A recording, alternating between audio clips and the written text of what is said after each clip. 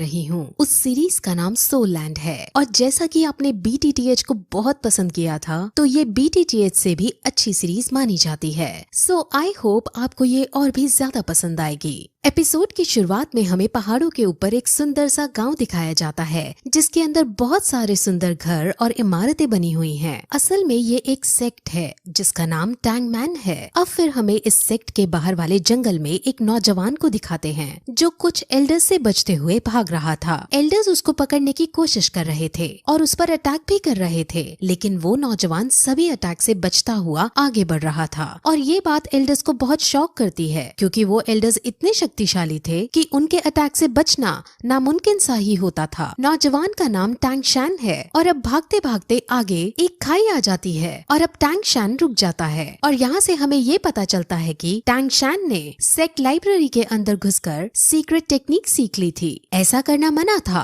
और अब इसकी सजा में टैंग शैन को मृत्यु दंड दिया जाने वाला है। वहाँ टैंग शैन जो अपने असूलों का पक्का था और उसे ये पता था कि इसकी सजा मृत्यु दंड ही है, इसीलिए वो खुद अब सुसाइड करने का ही डिसाइड करता है और साथ ही साथ उन्हें ये भी बताता है कि उसने इस सीक्रेट टेक्निक को किसी और को नहीं बताया है और सारी टेक्निक्स उसके कमरे में ही हैं। और ऐसा कहते ही वो उस टेक्निक का सबसे खतरनाक हथियार निकाल लेता है और सेक्ट के लीडर को समर्पित करता है, जिसके बाद वो अपने सारे कपड़े उतारता है क्योंकि वो टैंग सेक्ट से लिया हुआ सब कुछ वापस लौटा देना चाहता था और फिर खुद खाई से नीचे कूद जाता है। तभी सेक्ट लीडर उसे मरने से बचाने की भी कोशिश करता है, लेकिन टैंग शैन अपने इरादे का पक्का था और वो खाई में गिरकर अपने आप को मार डालता है। उसके मरते ही उसकी आत्मा अलग अलग दुनियाओं को क्रॉस करते हुए पैरेलल यूनिवर्स में चली जाती है और वहाँ वो एक नवजात शिशु के रूप में जन्म लेता है और उसका नाम भी वहाँ टैंग शैन ही रखा जाता है। उसे अब अपने पहले जन्म की सारी बातें और सारी टेक्निक्स याद होती हैं, जिस वजह से वो बचपन से ही उन टेक्निक्स को पहाड़ के ऊपर जाकर प्रैक्टिस करता है। इस दुनिया के अंदर डौलो कॉन्टिनेंट है। इस दुनिया के अंदर हर कोई 6 साल की उम्र में अपनी एक स्पेशल एबिलिटी एक्टिवेट करता है। इस एबिलिटी का नाम स्पिरिट सोल है और स्पिरिट सोल को हासिल करने के बाद लोगों के पास अलग अलग तरह की एबिलिटीज आ जाती हैं। एक दिन जब वो पहाड़ से टेक्निक करते हुए वापस आ रहा होता है तो उसे पता चलता है कि इसी साल नए बच्चों की एबिलिटी जगाने के लिए एक स्पिरिट मास्टर उनके गांव में आ रहे हैं। इस स्पिरिट मास्टर का नाम सुयू ताओ है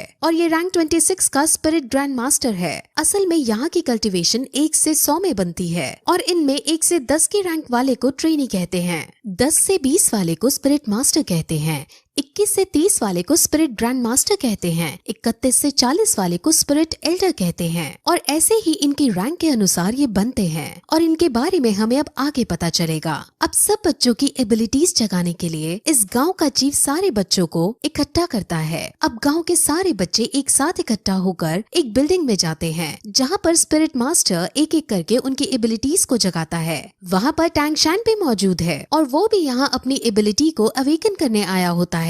तब उनकी एबिलिटीज को जगाने से पहले सब बच्चों को अपनी शक्ति दिखाता है और अपने अंदर एक भेड़िए जैसी शक्ति बुला लेता है, जिससे सब बच्चे बहुत शॉक होते हैं और एक्साइटेड हो जाते हैं। और अब एक एक करके बच्चे अपनी अपनी स्पिरिट सोल को जगाने के लिए आगे आते हैं। अब जो पहला बच्चा आगे आता है उसकी स्पिरिट सोल एक दारांत यानी सिकल होती है जो कि एक टूल टाइप स्पिरिट सोल है। अब इसे देखकर स्पिरिट मास्टर उनको बताता है कि ये वेपन के लिए तो काम नहीं आ सकती, लेकिन इस टाइप के लोग एग्रीकल्चर यानी फार्मिंग के अंदर बहुत अच्छे होते हैं। अब वो उसकी सोल पावर को चेक करता है। सोल पावर किसी भी स्पिरिट सोल को ट्रेन करने के लिए बहुत जरूरी होती है। अब जब उसकी सोल पावर को चेक करते हैं तो उसकी सोल पावर 0 आती है, जिसका मतलब वो अपनी स्पिरिट सोल को ट्रेन नहीं कर सकता और पूरा जीवन भर एक नॉर्मल इंसान ही रहेगा। ऐसा करते करते वो और भी बच्चों को चेक करता है जिसमें ज्यादातर फार्मिंग स्किल्स की एबिलिटीज को रखने वाले बच्चे ही निकलते हैं। वहीं फिर एक लड़की अपनी सोल पावर चेक कराने आती है और उसकी स्पिरिट सोल एक ब्लू सिल्वर ग्रास की होती है। ब्लू सिल्वर ग्रास बहुत कॉमन ग्रास है और इसकी कोई स्पेशल एबिलिटी भी नहीं होती और इस टाइप की स्पिरिट सोल को सबसे बेकार स्पिरिट सोल माना जाता है और ये बहुत कमजोर होती है। अब इसके बाद हमारा मेन कैरेक्टर जिसका नाम टैंग शैन है वो आगे आता है और अपना सीधा हाथ बढ़ाकर कंसंट्रेट करता है और उसके हाथ से भी ब्लू सिल्वर ग्रास बाहर आती है, लेकिन तभी उसके उल्टे हाथ में भी कुछ होने लगता है और वहाँ पर हमें एक हथौड़ा दिखता है जिसे वो मुंह बंद करके छुपा लेता देता है। अब इसके बाद स्पिरिट मास्टर टैंग शैन की सोल पार्ट चेक करता है और उसकी सोल पार्ट 10th लेवल पर होती है और ये बहुत रेयर कंडीशन होती है। असल में जिन लोगों की सोल पावर अवेकनिंग के वक्त फुल यानी 10th लेवल की होती है तो उन्हें बॉर्न विद सोल पावर यानी कि इन्नेट सोल पावर का दर्जा दिया जाता है और ऐसे लोग बहुत ही काम के होते हैं। ऐसे लोग बहुत ताकतवर बनते हैं और लाइफ में बहुत आगे तक जाते हैं। अब स्पिरिट मास्टर उसे बताते हैं कि अवेकन होने के बाद सोल पावर की 10th लेवल सबसे हाईएस्ट लेवल होती है, जिस पर अब टैंग शैन ये पूछता है कि क्या हम इसके आगे नहीं जा सकते, यानी क्या इसके आगे ट्रेन नहीं कर सकते, जिस पर मास्टर उसे समझाते हैं कि इससे आगे ट्रेन करने के लिए हर 10th लेवल के बाद एक स्पिरिट रिंग हासिल करने की जरूरत होती है। स्पिरिट रिंग हासिल करने के बाद ही हम 10th लेवल से आगे बढ़ सकते हैं। बिना स्पिरिट रिंग के हासिल किए कोई आदमी कितना भी ट्रेन क्यों न हो वो 11th लेवल पर नहीं पहुंच सकता। अब टैंग शैन उससे ये पूछता है कि क्या तुम्हारे पास 2 स्पिरिट रिंग है, क्योंकि मास्टर की रैंक 26 है और उसे 10th लेवल और 20th लेवल को पार करने के लिए एक स्पिरिट रिंग की जरूरत पड़ी थी। स्पिरिट रिंग्स यूजर को उनके स्पिरिट सोल के मुताबिक उनको अलग अलग स्पेशल पावर भी देती है। अब ऐसा कहकर वो हॉल से बाहर आ जाते हैं और अब स्पिरिट मास्टर जाने लगते हैं। अब गांव के चीफ और टैंग शैन के घर जाते हैं और वहाँ उसके पिता को टैंग शैन के पावर्स के बारे में सब कुछ बताते हैं और उसको जीनियस कहकर पुकारते हैं। टैंग शैन के पिता का नाम टैंग हाउ है। टैंग हाउ अब अपने बेटे से उसकी स्पिरिट सोल के बारे में पूछता है और उसे अपने बेटे से उसकी स्पिरिट सोल के बारे में पता चलता है, जो कि ब्लू सिल्वर ग्रास है। अब ये सुनकर उसका पिता शॉक होता है, क्योंकि उसे पता था कि उसके बेटे की स्पिरिट सोल तो क्लियर स्काई हैमर होनी चाहिए। इस लाइन से आप कंफ्यूज ना हो, इसके बारे में डिटेल में आगे बताया जाएगा। अब गांव के चीफ ये चाहते थे कि टैंग शैन शहर की एक एकेडमी में जाकर ट्रेनिंग करे, लेकिन टैंग हाउ साफ मना कर देता है। अब क्यों मना किया है ये भी हमें आगे पता चलेगा। गांव का चीफ बहुत शॉक होता है और उससे लड़ता भी है, क्योंकि इतने बड़े टैलेंट को घर में रखना सही नहीं है। इसको बाहर जाकर बेस्ट ट्रेनिंग हासिल होनी चाहिए। अब चीफ के बार बार समझाने पर भी टैंग हाउ नहीं मानता और चीफ अब वहाँ से चला जाता है।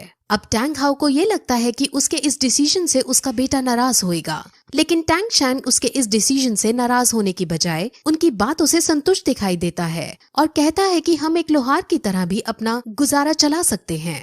अब टैंग हाउ निराश होकर बैठ जाता है और वो दुखी होते हुए सभी स्पिरिट मास्टर्स को बेकार बताता है। अब टैंग हाउ टैंग शैन से अपने स्पिरिट सोल को दिखाने को कहता है, जिस पर टैंग शैन अपने हाथ से उसे ब्लू सिल्वर ग्रास निकाल कर दिखा देता है और ये देखकर वो बहुत चौंक जाता है। लेकिन तभी टैंग शैन उसे अपनी एक और स्पिरिट सोल के बारे में बताता है और अपने दूसरे हाथ से क्लियर स्काई हैमर को बाहर निकालता है। अब ये देखकर टैंग हाउ को कुछ याद आता है कि कैसे कुछ साल पहले वो और उसकी वाइफ कुछ लोगों से बचकर भाग रहे थे और उसकी वाइफ अपने पति और अपने बच्चे को बचाने के लिए खुद को सैक्रिफाइस कर देती है। और अब यहाँ से हमें पता चलता है कि उसकी वाइफ की स्पिरिट सोल भी ब्लू सिल्वर ग्रास होती है। अब फिर टैंग हाउ अपने बेटे की डबल स्पिरिट सोल को देखकर उसे गले लगा लेता है और उसे अब एक बात समझाता है और कहता है कि तुम हमेशा अपने उल्टे हाथ के हैमर से अपने सीधे हाथ की ग्रास को प्रोटेक्ट करना। अब इसके बाद टैंग हाउ टैंग शैन को लेकर काम सिखाने लगता है और उसको इस काम की अलग अलग टेक्निक सिखाता है और इन सभी टेक्निक्स की मदद से टैंग शैन अब अपने पिछले जन्म की मेमोरीज का यूज करता है और उनकी मेमोरीज से वो कुछ हिडन वेपन्स बनाता है। अब अगले दिन टैंग हाउ अपने बेटे को शहर जाकर ट्रेनिंग करने की इजाजत दे देता है और साथ में ये भी कहता है कि वहाँ तुम अपना खर्चा लोहार का काम करके चला लेना। लेकिन शहर पढ़ने जाने के लिए टैंग हाउ उसके सामने कुछ शर्तें रखता है।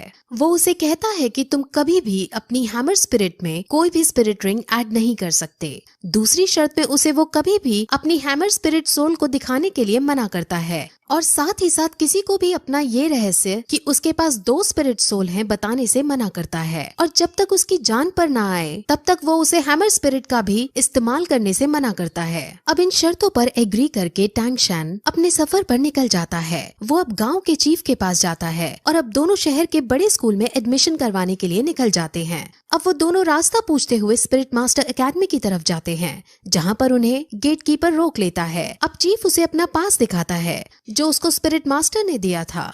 गेट कीपर उस पास को चेक करता है और इस पास को वो फेक समझता है, क्योंकि इस पास पर ब्लू सिल्वर ग्रास लिखा था, लेकिन साथ ही साथ सोल पार को 10 रैंक का भी बता रखा था।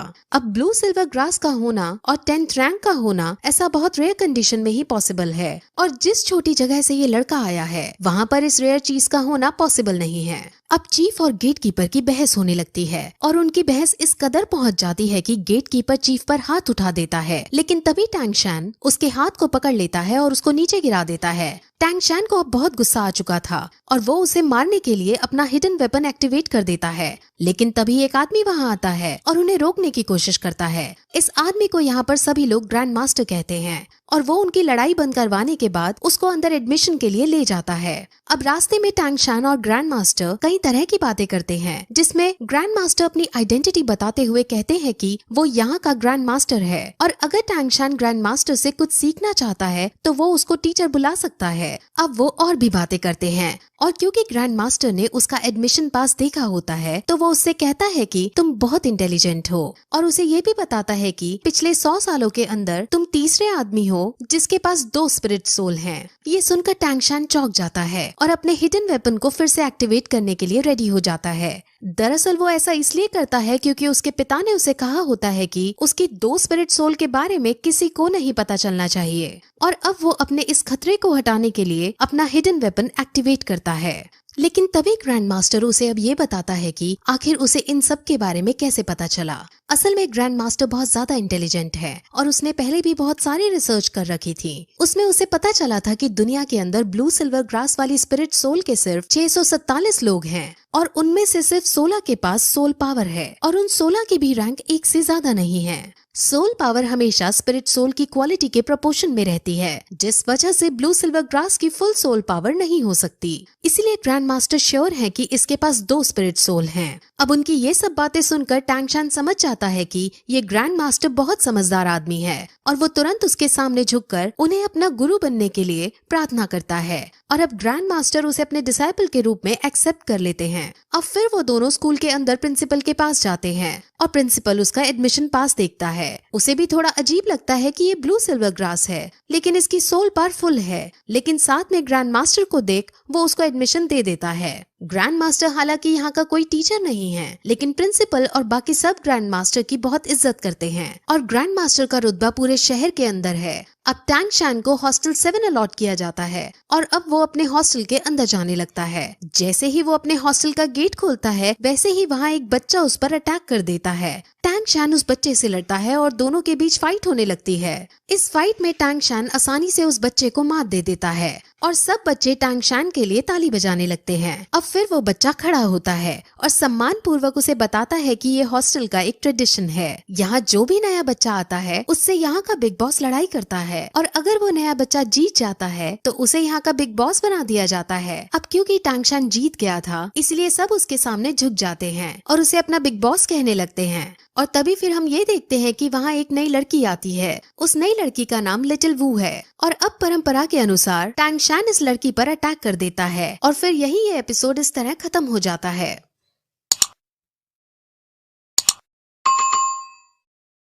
जैसा कि लास्ट एपिसोड में हमने देखा कि टैंग शैन हॉस्टल 7 का बिग बॉस बन गया था, लेकिन तभी वहाँ एक लड़की और आती है और परंपरा के अनुसार अब टैंग शैन उससे लड़ने लगता है। उस लड़के की स्पिरिट सोल रैबिट की है और वो लड़की बहुत ज्यादा शक्तिशाली है। उन दोनों की फाइट में दोनों एक दूसरे पर भारी पड़ते हैं और फिर लास्ट में लड़की टैंग शैन को हरा देती है और अब हॉस्टल 7 का बिग बॉस उस लड़की को बना दिया जाता है। इस लड़की का नाम जीवू है। यहाँ पर कोएड हॉस्टल है क्योंकि यहाँ सब सिर्फ बच्चे हैं, इसलिए गर्ल्स और बॉयज अलग अलग हॉस्टल में नहीं रहते। अब सब फिर एक दूसरे की सोल पावर पूछते हैं और जब टैंग शैन उन्हें अपनी सोल पावर फुल बताता है तो सब बच्चे बहुत चौंक जाते हैं। अब वहाँ फिर टीचर आते हैं और टैंग शैन को उसका ब्लैंकेट देते हैं। असल में हॉस्टल 7 के अंदर रहने वाले सभी बच्चे वर्किंग स्टूडेंट्स थे, यानी वो यहाँ रहकर पार्ट टाइम जॉब भी करते थे ताकि वो अपनी फीस भर सके। अब फिर टीचर टैंग शैन और जीवू को उनके काम बता के वहाँ से चले जाते हैं। अब टीचर उसे सिर्फ एक ब्लैंकेट देकर गया था और जीवू के पास कोई ब्लैंकेट था ही नहीं, इसलिए वो टैंग शैन से अपने और उसके दोनों के बेड्स को मिलाकर एक करने को कहती है ताकि वो दोनों एक ही बेड पर सो सके। अब सब बच्चे बहुत चौंक जाते हैं और टैंग शैन से जलने लगते हैं।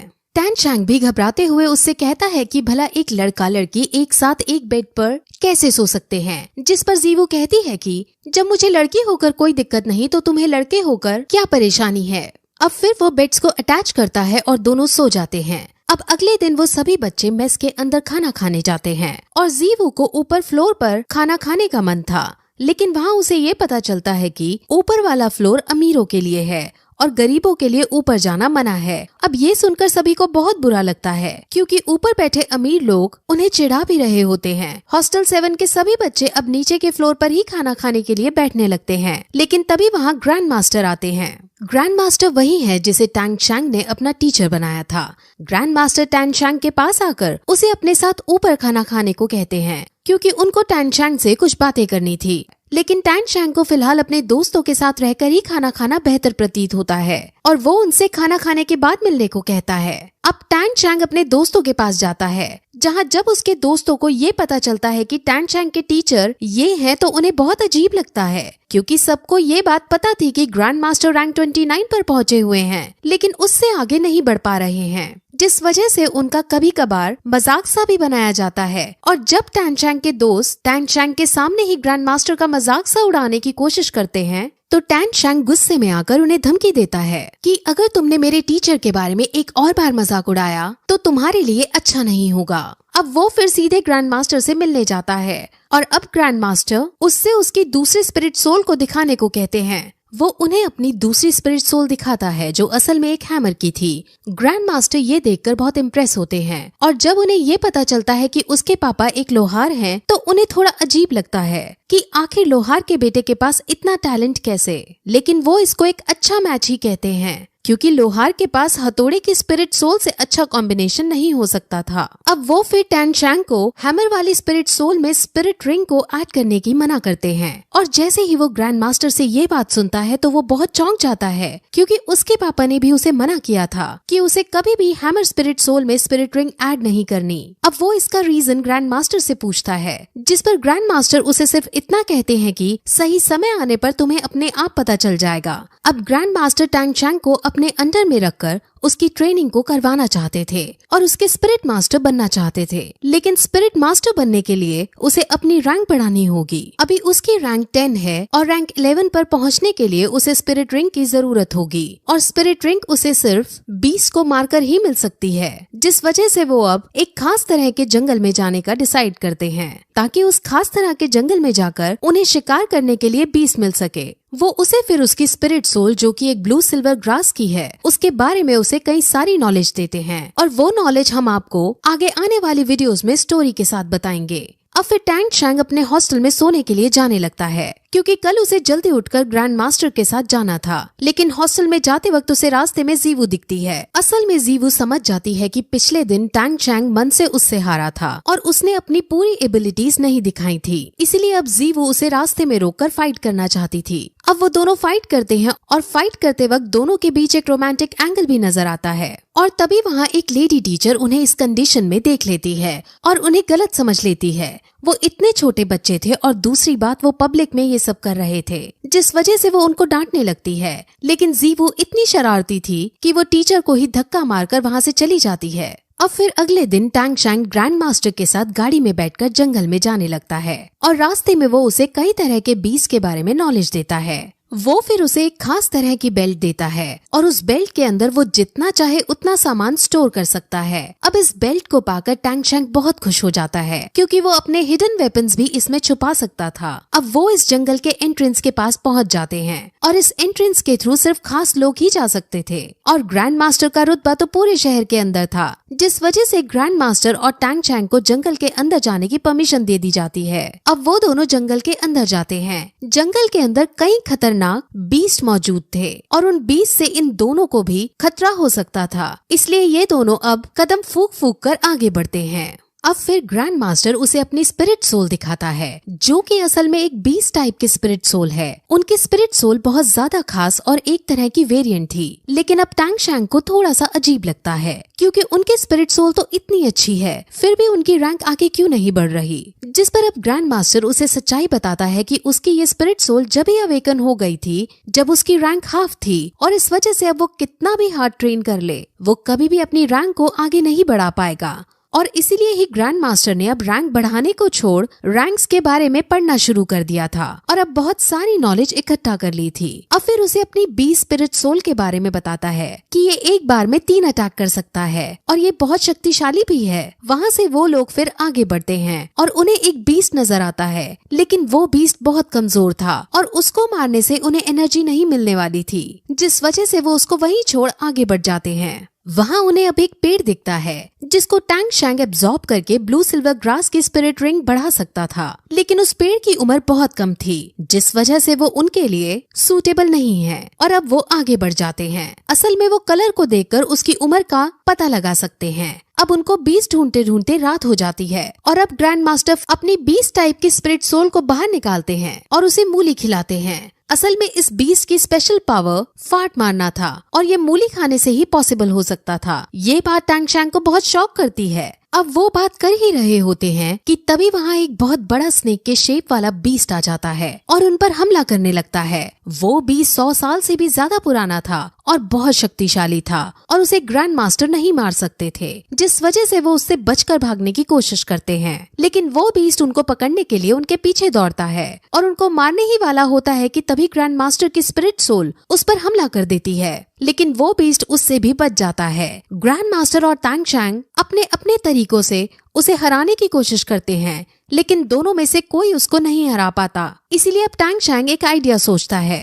टैंग शैंग अपने ग्रैंड मास्टर का साथ छोड़ चुपके से उससे लड़ने जाता है और अपने हिडन वेपन से उसके मुंह पर वार कर देता है, जिस वजह से वो बीस्ट वहीं तड़प तड़प कर जमीन पर गिर जाता है। अब फिर ग्रैंड मास्टर भी उसको देख लेते हैं और टैंग शैंग को डर लगता है कि कहीं इन्होंने मुझे देख तो नहीं लिया। वो सबसे अपने हिडन वेपन्स को छुपाना चाहता था। अब ग्रैंड मास्टर उसके पास आते हैं और उनको खुशामती से उसका हिडन वेपन नहीं दिखता और ग्रैंड मास्टर को यही लगता है कि टैंग शैंग का चाकू तुक्के से इसके मुंह पर जा लगा है और ये बीस्ट तुक्के से मर गया है। अब ग्रैंड मास्टर बहुत खुश होते हैं क्योंकि अब इस बीस्ट की एनर्जी खींचकर वो टैंग शैंग को स्पिरिट रिंग दिला सकते हैं। अब ग्रैंड मास्टर की ये बात सुनकर कि उसको इस बीस्ट में से एनर्जी खींचनी है, वो डर जाता है क्योंकि उसे ये लग रहा था कि स्नेक की एनर्जी से उसकी स्पिरिट सोल जो कि ब्लू सिल्वर ग्रास है वो तबाह हो जाएगी। लेकिन ग्रैंड मास्टर उसे समझाते हैं कि ऐसा कुछ नहीं होगा, बल्कि इसको खींचकर तुम्हारी स्पिरिट सोल और ज्यादा मजबूत हो जाएगी। अब टैंग शैंग ऐसा ही करता है और ग्रैंड मास्टर के बताए अनुसार वो उसकी एनर्जी को एब्जॉर्ब करके मेडिटेट करने लगता है।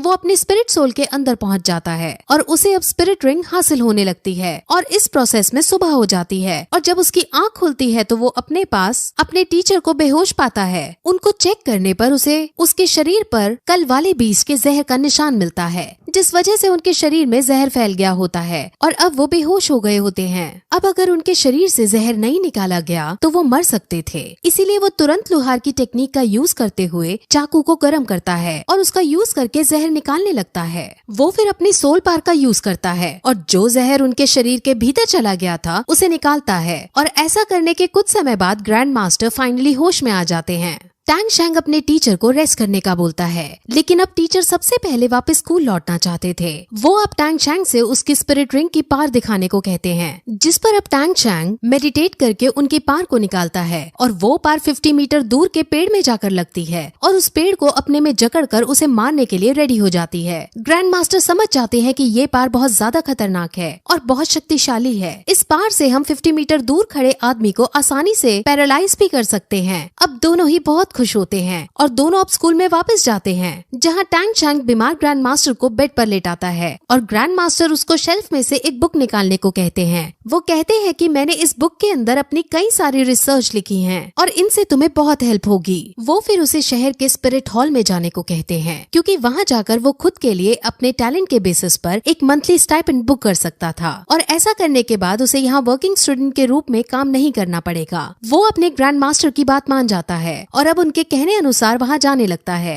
वहीं दूसरी तरफ हम हॉस्टल 7 के बच्चों और अमीरों के बच्चों को एक ग्राउंड में देखते हैं जो एक दूसरे से लड़ रहे थे। असल में उनमें लड़ाई हो गई थी और उनके बीच ये डिसाइड होता है कि वो एक एक करके अपने ग्राउंड से एक मेंबर भेजेंगे और जो ग्रुप हारेगा वो कमजोर साबित होगा और उसे दूसरे ग्रुप को बॉस बोलना होगा। हॉस्टल 7 की लीडर जीवू बनी थी और जीवू अपने ग्रुप से एक लड़के को लड़ने के लिए भेजती है। इस लड़के की स्पिरिट सोल लायन की थी और वो अब अमीरों के ग्रुप से जो बच्चा गुस्सा आया था उससे लड़ने लगता है। उनकी लड़ाई बहुत आइकॉनिक लेवल की चलती है, जिस वजह से हॉस्टल 7 का ग्रुप हारने लगता है और जीवू को बहुत बुरा लगता है। अमीरों के बच्चे जीवू को खरगोश कहकर भी चिढ़ाने लगते हैं और तभी वहाँ टैंग शैंग आ पहुँचता है। टैंग शैंग को देखकर जीवू बहुत खुश हो जाती है और वो उसको अमीरों की सारी करतूतें बता देती है। अब टैंग शैंग सब समझ जाता है और वो चुपके से कुछ पेबल्स इस वे में फेंकता है कि अमीर बच्चा लड़खड़ा जाता है और हॉस्टल 7 के बच्चे को मौका मिल जाता है और वो तुरंत अमीर बच्चे पर अटैक करके उसे हरा देता है। अब अमीर बच्चों के ग्रुप को गुस्सा आ जाता है और उनके ग्रुप से सबसे ताकतवर बच्चा लड़ने आ जाता है और उसका सामना टैंग शैंग करता है। टैंग शैंग उसको बिना स्पिरिट सोल के यूज किए ही मात देने लगता है और उस अमीर बच्चे की बहुत बुरी बेइज्जती हो जाती है। अमीर बच्चा अब गुस्से में अपनी फुल स्ट्रेंथ में आता है और अब टैंग शैंग भी अपनी स्पिरिट रिंग का यूज करता है और उसे अपनी पावर्स में जकड़ लेता है और उसे कहता है कि अब तुम अगर हार नहीं मानोगे तो तुम पैरालाइज हो जाओगे। अब वो अमीर बच्चा मरता क्या ना करता, इसलिए वो हार मानकर हॉस्टल 7 को अपने बॉस के रूप में एक्सेप्ट कर लेता है और जीवू बहुत खुश हो जाती है और फिर उन सबको अपनी सोल पावर के बारे में बताती है। उसकी सोल पावर रैंक 12 की थी और सब ये सुनकर बहुत चौंक जाते हैं। अब टैंग शैंग ग्रैंड मास्टर के कहे अनुसार स्पिरिट हॉल एकेडमी में जाने लगता है और वहाँ पहुंचकर उसे अपने गांव वाले स्पिरिट मास्टर दिखते हैं और यही इस जगह पर ये एपिसोड खत्म हो जाता है।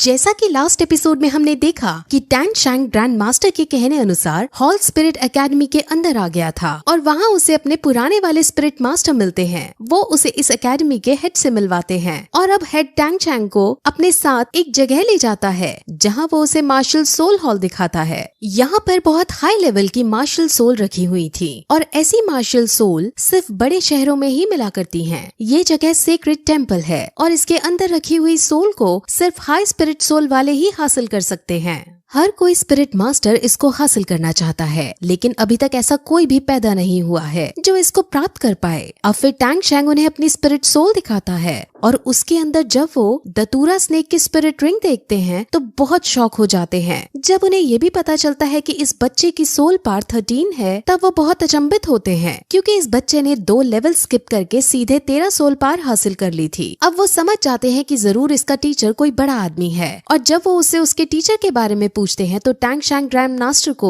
अपना टीचर बताता है। अब हेड उसे अपने यहाँ पढ़ाने के लिए रेडी हो जाते हैं और अब उसे इस एकेडमी में शामिल कर लिया जाता है। अब फिर टैंग शैंग बाहर जाता है और लोहारों की बस्ती में जाकर काम ढूंढने की कोशिश करता है। वो कुछ पैसे कमाना चाहता था ताकि अपनी रोजी रोटी कमा सके। वो एक एक करके लोहारों से काम मांगने लगता है, लेकिन हर कोई लोहार उसे बच्चा समझ उसका मजाक उड़ाकर भगा देता है। लेकिन एक लोहार उसे अपने यहाँ काम करने को कहता है और टैंग शैंग उसे सबसे मुश्किल काम जो कि रिफाइनिंग है वो मांग लेता है। अब ये सुनकर वो लोहार उसका मजाक उड़ाने लगता है, लेकिन टैंग शैंग उसकी बात का बुरा ना मानते हुए अपने पापा की सिखाई हुई टेक्निक को याद करता है। उसके पापा उसे रिफाइनिंग और फॉर्ज करने की अलग अलग टेक्निक सिखाया करते थे और उन सभी टेक्निक्स में टैंग शैंग ने माहिरता हासिल कर ली थी। अब टैंग शैंग उस लोहार का सामान लेता है और एक ही बार में पिग आयरन को फॉर्ज कर देता है। अब ये सब देखकर वहाँ खड़े सभी लोहार बहुत शॉक हो जाते हैं, क्योंकि उन्होंने तो ये सोचा था कि बच्चा हैमर को उठा तक नहीं पाएगा, लेकिन इसने तो रैंडम हैमरिंग स्किल का यूज करके एक ही बार में पिग आयरन को फॉर्ज कर दिया है। अब लोहार उसे काम पर रख लेता है क्योंकि उसे इस बच्चे से बहुत मुनाफा होने वाला है। वहीं फिर हमें एक मास्क मैन को दिखाते हैं जो टैंग शैंग को छुप छुप कर देख रहा था और उसकी हर गतिविधि पर नजर रख रहा था। अब फिर ट्रेनिंग करते करते और लोहार का काम करते करते उसे 1 साल बीत जाता है और फिर 1 साल बाद वो जीवू के साथ मिलकर अपने घर अपने डैड से मिलने जाता है, लेकिन वहाँ उसे अपने डैड नहीं मिलते। वहाँ उसके ग्रैंडपा जैक मौजूद थे जो उसके डैड का एक लेटर देते हैं। लेटर में लिखा था कि वो अब टैंग शैंग से दूर जा रहे हैं, क्योंकि अगर वो टैंग शैंग के पास रहेंगे तो टैंग शैंग को ट्रेनिंग करने में दिक्कतें होंगी और दूसरी बात उन्हें अपना भी एक पुराना काम है जो पूरा करना है, जिस वजह से वो अब तभी वापस लौटेंगे जब टैंग शैंग एक ताकतवर योद्धा बन जाएगा। अब अपने पापा को गया हुआ देख टैंग शैंग को बहुत बुरा लगता है। वहीं ग्रैंड मास्टर जो अब भी शहर के अंदर थे और वो अपने स्टूडेंट टैंग शैंग को ही याद कर रहे थे कि तभी गेट पर वहाँ टैंग शैंग के पिता टैंग हाओ आ जाते हैं। टैंग हाउ और ग्रैंड मास्टर एक दूसरे से 20 साल से नहीं मिले थे और जब ग्रैंड मास्टर अब टैंग हाउ को देखते हैं तो वो उसे देखकर बहुत शॉक होते हैं। उन्हें ये भी समझ आ जाता है कि टैंग चैंग इसका ही बेटा है और इसी वजह से वो इतना पावरफुल है। अब ग्रैंड मास्टर को ये पता चलता है कि टैंग हाउ ने अपने बेटे को अकेला छोड़ दिया है, जिस पर ग्रैंड मास्टर टैंग हाउ को बहुत खरी खोटी सुनाता है क्योंकि टैंग चैंग अभी एक बच्चा है और ऐसा करना उसके साथ ठीक नहीं। लेकिन टैंग हाउ उसके बहुत कहने पर भी मानता नहीं और वो उसके पास वापस जाने के लिए रेडी नहीं होता। वो फिर उसे अलग तरह का दिखने वाला बैज देता है और खुद वहाँ से चला जाता है। वहीं टैंग चैंग जो अपने पापा की वजह से बहुत ज्यादा उदास हो जाता है और उसको कुछ भी करने का मन नहीं करता, लेकिन उसकी दोस्त जीवू उसे हिम्मत देती है और उसे समझाती है कि तुम्हारे डैड तुम्हारी भलाई के लिए तुम्हें छोड़कर गए हैं और वो तुम्हें एक बड़ा आदमी बनते देखना चाहते हैं, इसलिए तुम्हें अब दुख छोड़कर काम पर लग जाना चाहिए और बड़ा आदमी बनना चाहिए। अब टैंग चैंग समझ जाता है और वो दोनों कई और सारी बातें करते हैं और उनके बीच हमें एक रोमांटिक एंगल नजर आता है। वो दोनों एक दूसरे से हमेशा साथ रहने का वायदा करते हैं और टैंग चैंग उसकी हमेशा रक्षा करने की कसम खाता है। टैंग चैंग के पिता टैन हाउ की भी अपनी पूरी एक बैक स्टोरी है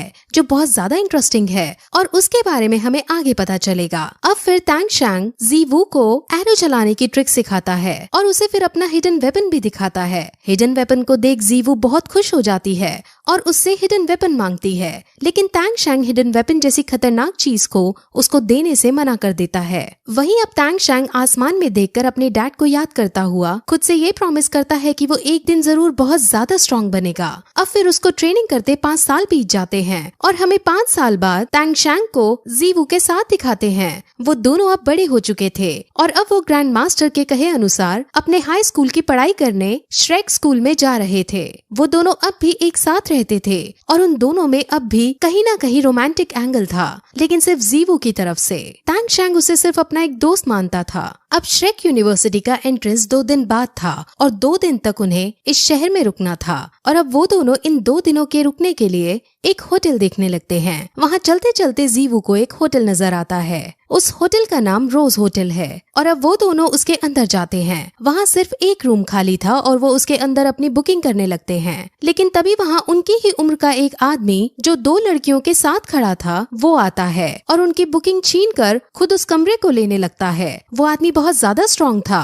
और होटल का मैनेजर तक उसके सामने झुकता था। सब लोग उससे डरते थे और इसीलिए होटल वाले उसे ही रूम देने लगते हैं। अब ये देखकर जीवू को गुस्सा आ जाता है और वो उससे बहस करने लगती है। उस आदमी का नाम मिस्टर धाय है और अब उसे भी गुस्सा आ जाता है। अब उनमें लड़ाई होने लगती है जिसमें टैंग चैंग उससे लड़ने को जाता है। पहले तो वो नॉर्मल स्किल्स का ही यूज करते हुए एक दूसरे पर हमला करते हैं और इन सभी में टैंग चैंग जीत जाता है, लेकिन अब मिस्टर धाय टैंग चैंग की एबिलिटीज को समझ जाते हैं। अब वो फिर अपनी स्पिरिट रिंग का यूज करता है और उसकी स्पिरिट रिंग एक टाइगर बीस्ट की है। उसकी सोल पावर 37 रैंक पर है और वो बहुत शक्तिशाली है। अब टैंग चैंग भी अपनी स्पिरिट रिंग को बाहर निकालता है जो एक दतूरा स्नेक की थी और उसकी सोल पावर 29 थी। वो अपनी स्पिरिट रिंग का यूज करते हुए उसको बांधने की कोशिश करता है, लेकिन मिस्टर धाई हर बार उसके बंधन को तोड़ बाहर निकल जाता है। अब ऐसा टैंग चैंग कई बार करता है, लेकिन मिस्टर धाई की स्पिरिट रिंग एक व्हाइट टाइगर बीस्ट की थी। वो हर बार उसे तोड़ते हुए बाहर निकल जाती है। अब फिर टैंग चैंग एक स्माइल के साथ अपनी एक और बंधन उस पर छोड़ता है और इस बार मिस्टर धाई बंधन में बंध जाता है और यहाँ से अब हमें ये पता चलता है कि जितनी बार टैंग चैंग ने उसे बांधने की कोशिश की थी वो असल में उसे बांधना नहीं बल्कि उस पर पॉइजन छोड़ना चाह रहा था और हर बार उसके ऊपर थोड़ा थोड़ा पॉइजन गिरा था जिससे उसकी बॉडी अब पैरालाइज होने लगी और अब वो बंधन में बंध गया और वहाँ ऐसा लगने लगता है मानो टैंग चैंग जीत गया हो। लेकिन तभी मास्टर धाई अपनी तीसरी स्पिरिट रिंग का यूज करते हैं। उसकी तीसरी स्पिरिट रिंग व्हाइट टाइगर वज्र फॉर्मेशन थी और ये स्पिरिट रिंग उसके पॉइजन को तबाह कर देती है और अब टैंग चैंग भी समझ जाता है कि इसको अभी इसी वक्त नहीं हराया जा सकता।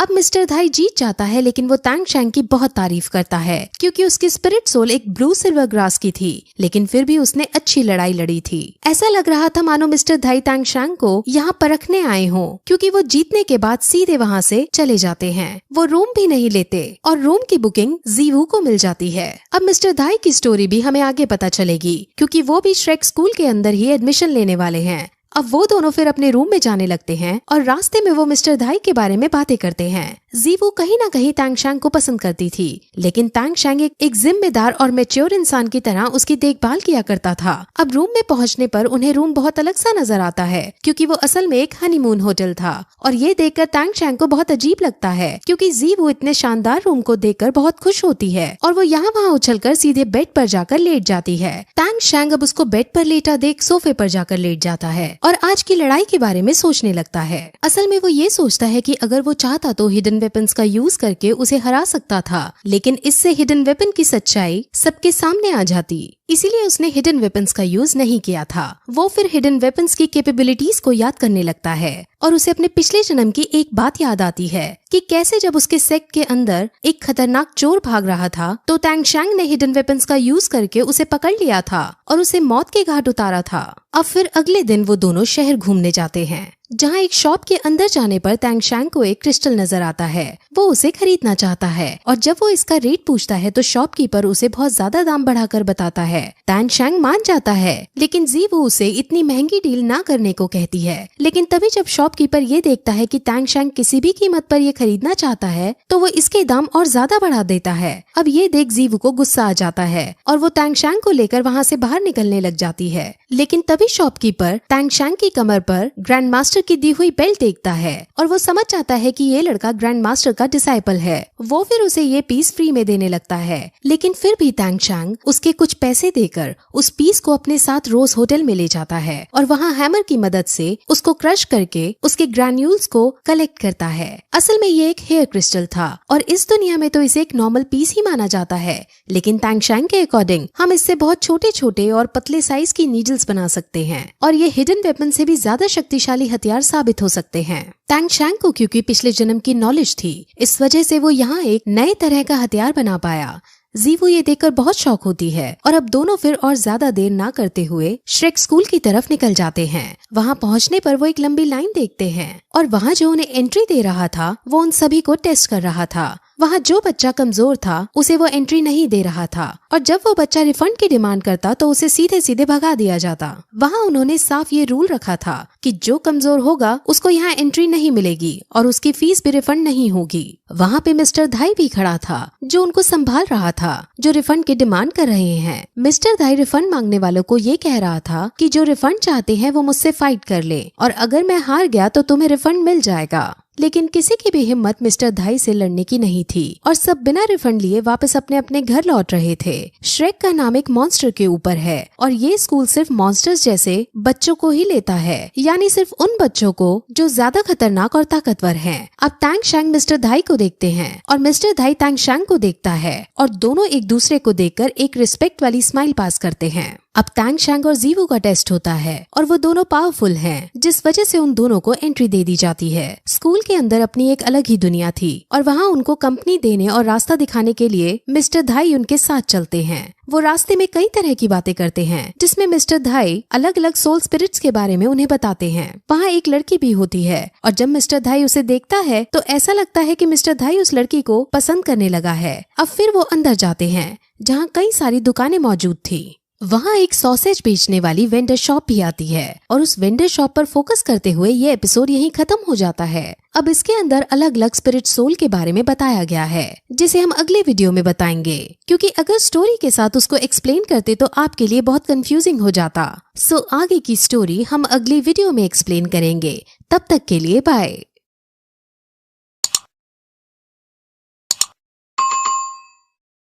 जैसा कि लास्ट एपिसोड में हमने देखा कि जीवू और मोटे लड़के के बीच फाइट हो रही थी और वो दोनों एक दूसरे को हराने के लिए अपनी पूरी ताकत लगा रहे थे। वहीं तभी उनकी लड़ाई अब फिर से होने वाली होती है, लेकिन तभी वहाँ मिस्टर धाई आकर उन्हें रोकता है और फिर उनकी लड़ाई को शांत कराता है। असल में ये मोटा लड़का बुरा लड़का नहीं है और अब मिस्टर धाई सभी को मोटू की कहानी बताता है।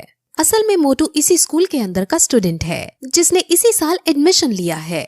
इस लड़के की सोल म्यूटेटेड स्पिरिट सोल है, यानी उसकी 2 सोल से उत्पन्न होने वाली एक सोल है और ये म्यूटेटेड सोल बहुत खतरनाक है और इस वजह से मोटू बहुत ज्यादा ताकतवर है। लेकिन ये मोटू अभी अपने स्पिरिट सोल को काबू नहीं कर पाता और इस वजह से इसकी स्पिरिट सोल इसके इमोशंस को भी चेंज कर देती है और ये मोटू अपने आसपास वाले लोगों को नुकसान पहुंचाने लगता है। मोटू को इस वजह से कई सारी लड़कियों से अट्रैक्शन भी होने लगता है, लेकिन अभी तक जितनी भी इसकी गर्लफ्रेंड बनी थी उन सभी ने इसको धोखा दे दिया है, जिस वजह से मोटू बहुत परेशान रहता है। लेकिन हाँ, इसकी स्पिरिट सोल को सिर्फ एक चीज से काबू किया जा सकता है और वो चीज है इसको भरपेट खाना खिलाना। ये सब सुनकर बाकियों को बहुत अजीब लगता है, क्योंकि यहाँ आकर वो बहुत अजीब अजीब चीजों का सामना कर रहे थे और उन्हें समझ आ जाता है कि ये सच में एक मॉन्स्टर स्कूल है। अब मिस्टर धाई उसे बाकी स्टूडेंट से इंट्रोड्यूस कराता है। वहाँ अब ऑस्कर भी आता है जो उन सबको अपना इंट्रोडक्शन देता है और वो निंग रोंग रोंग के सामने अपनी हेकड़ी भी दिखाने की कोशिश करता है, यानी उसे इम्प्रेस करने की कोशिश करता है। उसने अपनी बियर्ड भी कटवा ली होती है, लेकिन निंग रोंग रोंग इससे बिल्कुल इम्प्रेस नहीं होती, बल्कि उसे इसके इस पागलपन पर इरिटेशन होने लगती है। अब फिर वहाँ स्कूल का दिन आता है और जीवू समझ जाती है कि ये दिन तो वही है जो पहले शॉपकीपर बने हुए थे और इन्हीं से इन्होंने वो हेयर क्रिस्टल खरीदा था। असल में वो शॉपकीपर का काम भी करते हैं और यहाँ के डीन भी हैं। वो फिर सब बच्चों को एक लाइन में खड़ा करते हैं और फिर उन्हें टास्क देना शुरू करता है। वो सबसे पहले निंग रोंग रोंग को और ऑस्कर को बुलाकर उनसे इस जगह के 20 राउंड मारने को कहता है और उन्हें भेज देता है। बाकी बच्चों को वो मिस्टर धाई से यहाँ के रूल समझाने को कहता है और फिर टैंग शैंग को अपने ऑफिस में मिलने के लिए बुलाता है। वहाँ वो थोड़ी ग्रैंड मास्टर के बारे में बातें करते हैं और टैंग शैन ग्रैंड मास्टर का अप्रूवल लेटर दिखाता है, जिसमें बेसिकली ये लिखा था कि टैंग शैन को श्रेक स्कूल में पढ़ने की अनुमति दे दो।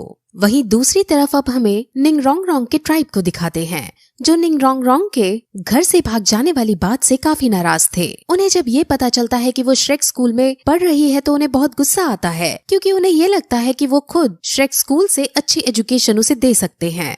वहीं ऑस्कर और निंग रोंग रोंग जो राउंड लगा रहे थे, उसमें ऑस्कर अपनी सोल पार से सॉसेज बनाकर उसे देने की कोशिश करता है, क्योंकि निंग रोंग रोंग ने सुबह से कुछ नहीं खाया था। लेकिन निंग रोंग रोंग एटीट्यूड में उसके सॉसेज को मना कर देती है और उसको पीछे छोड़ आगे निकल जाती है। वहीं निंग रोंग रोंग के ट्राइब वाले अपने आदमियों को निंग रोंग रोंग को वापस बुलाने के लिए भेज देते हैं। अब फिर कुछ देर बाद फिर से सभी बच्चे उसी लाइन में आकर खड़े होते हैं और अब डीन उन्हें उनके 20 राउंड के पूरे होने के बारे में पूछता है, जिस पर ऑस्कर तो कहता है कि उसने 20 राउंड कंप्लीट कर लिए हैं। लेकिन निंग रोंग रोंग से पूछे जाने पर वो ऑस्कर खुद ही पहले बोलकर ये कह देता है कि हाँ, उसने पूरे कर लिए हैं। अब वो ऑस्कर को आगे बुलाकर उसे शाबाशी देते हैं और फिर तुरंत उससे 20 राउंड और मारने के लिए कह देते हैं।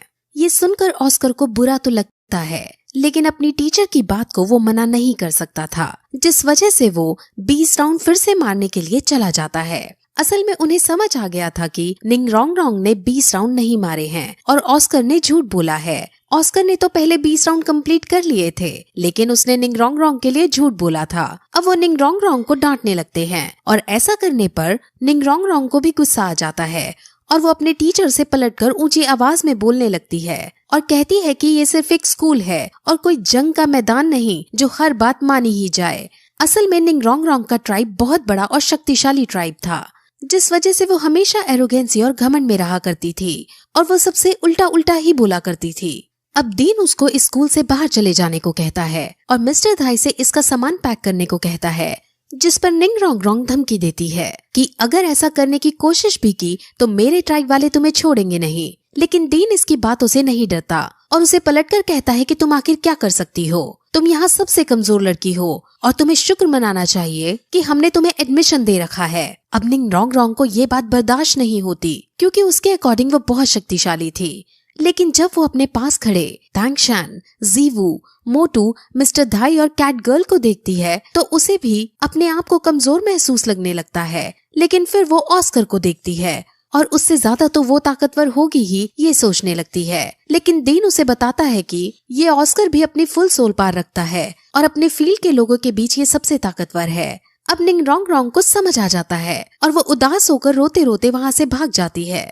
अब फिर शाम को डीन उन सभी को बाहर शहर में घुमाने ले जाता है और थोड़ा घूमने के बाद उन्हें एक रिंग के अंदर ले जाया जाता है, जहाँ 2 योद्धाओं के बीच कंपटीशन हुआ करते थे। इस जगह का नाम सोल एरिना है और यहाँ लोग अपनी अपनी फाइटिंग स्किल्स का यूज करके एक दूसरे को हराते हैं।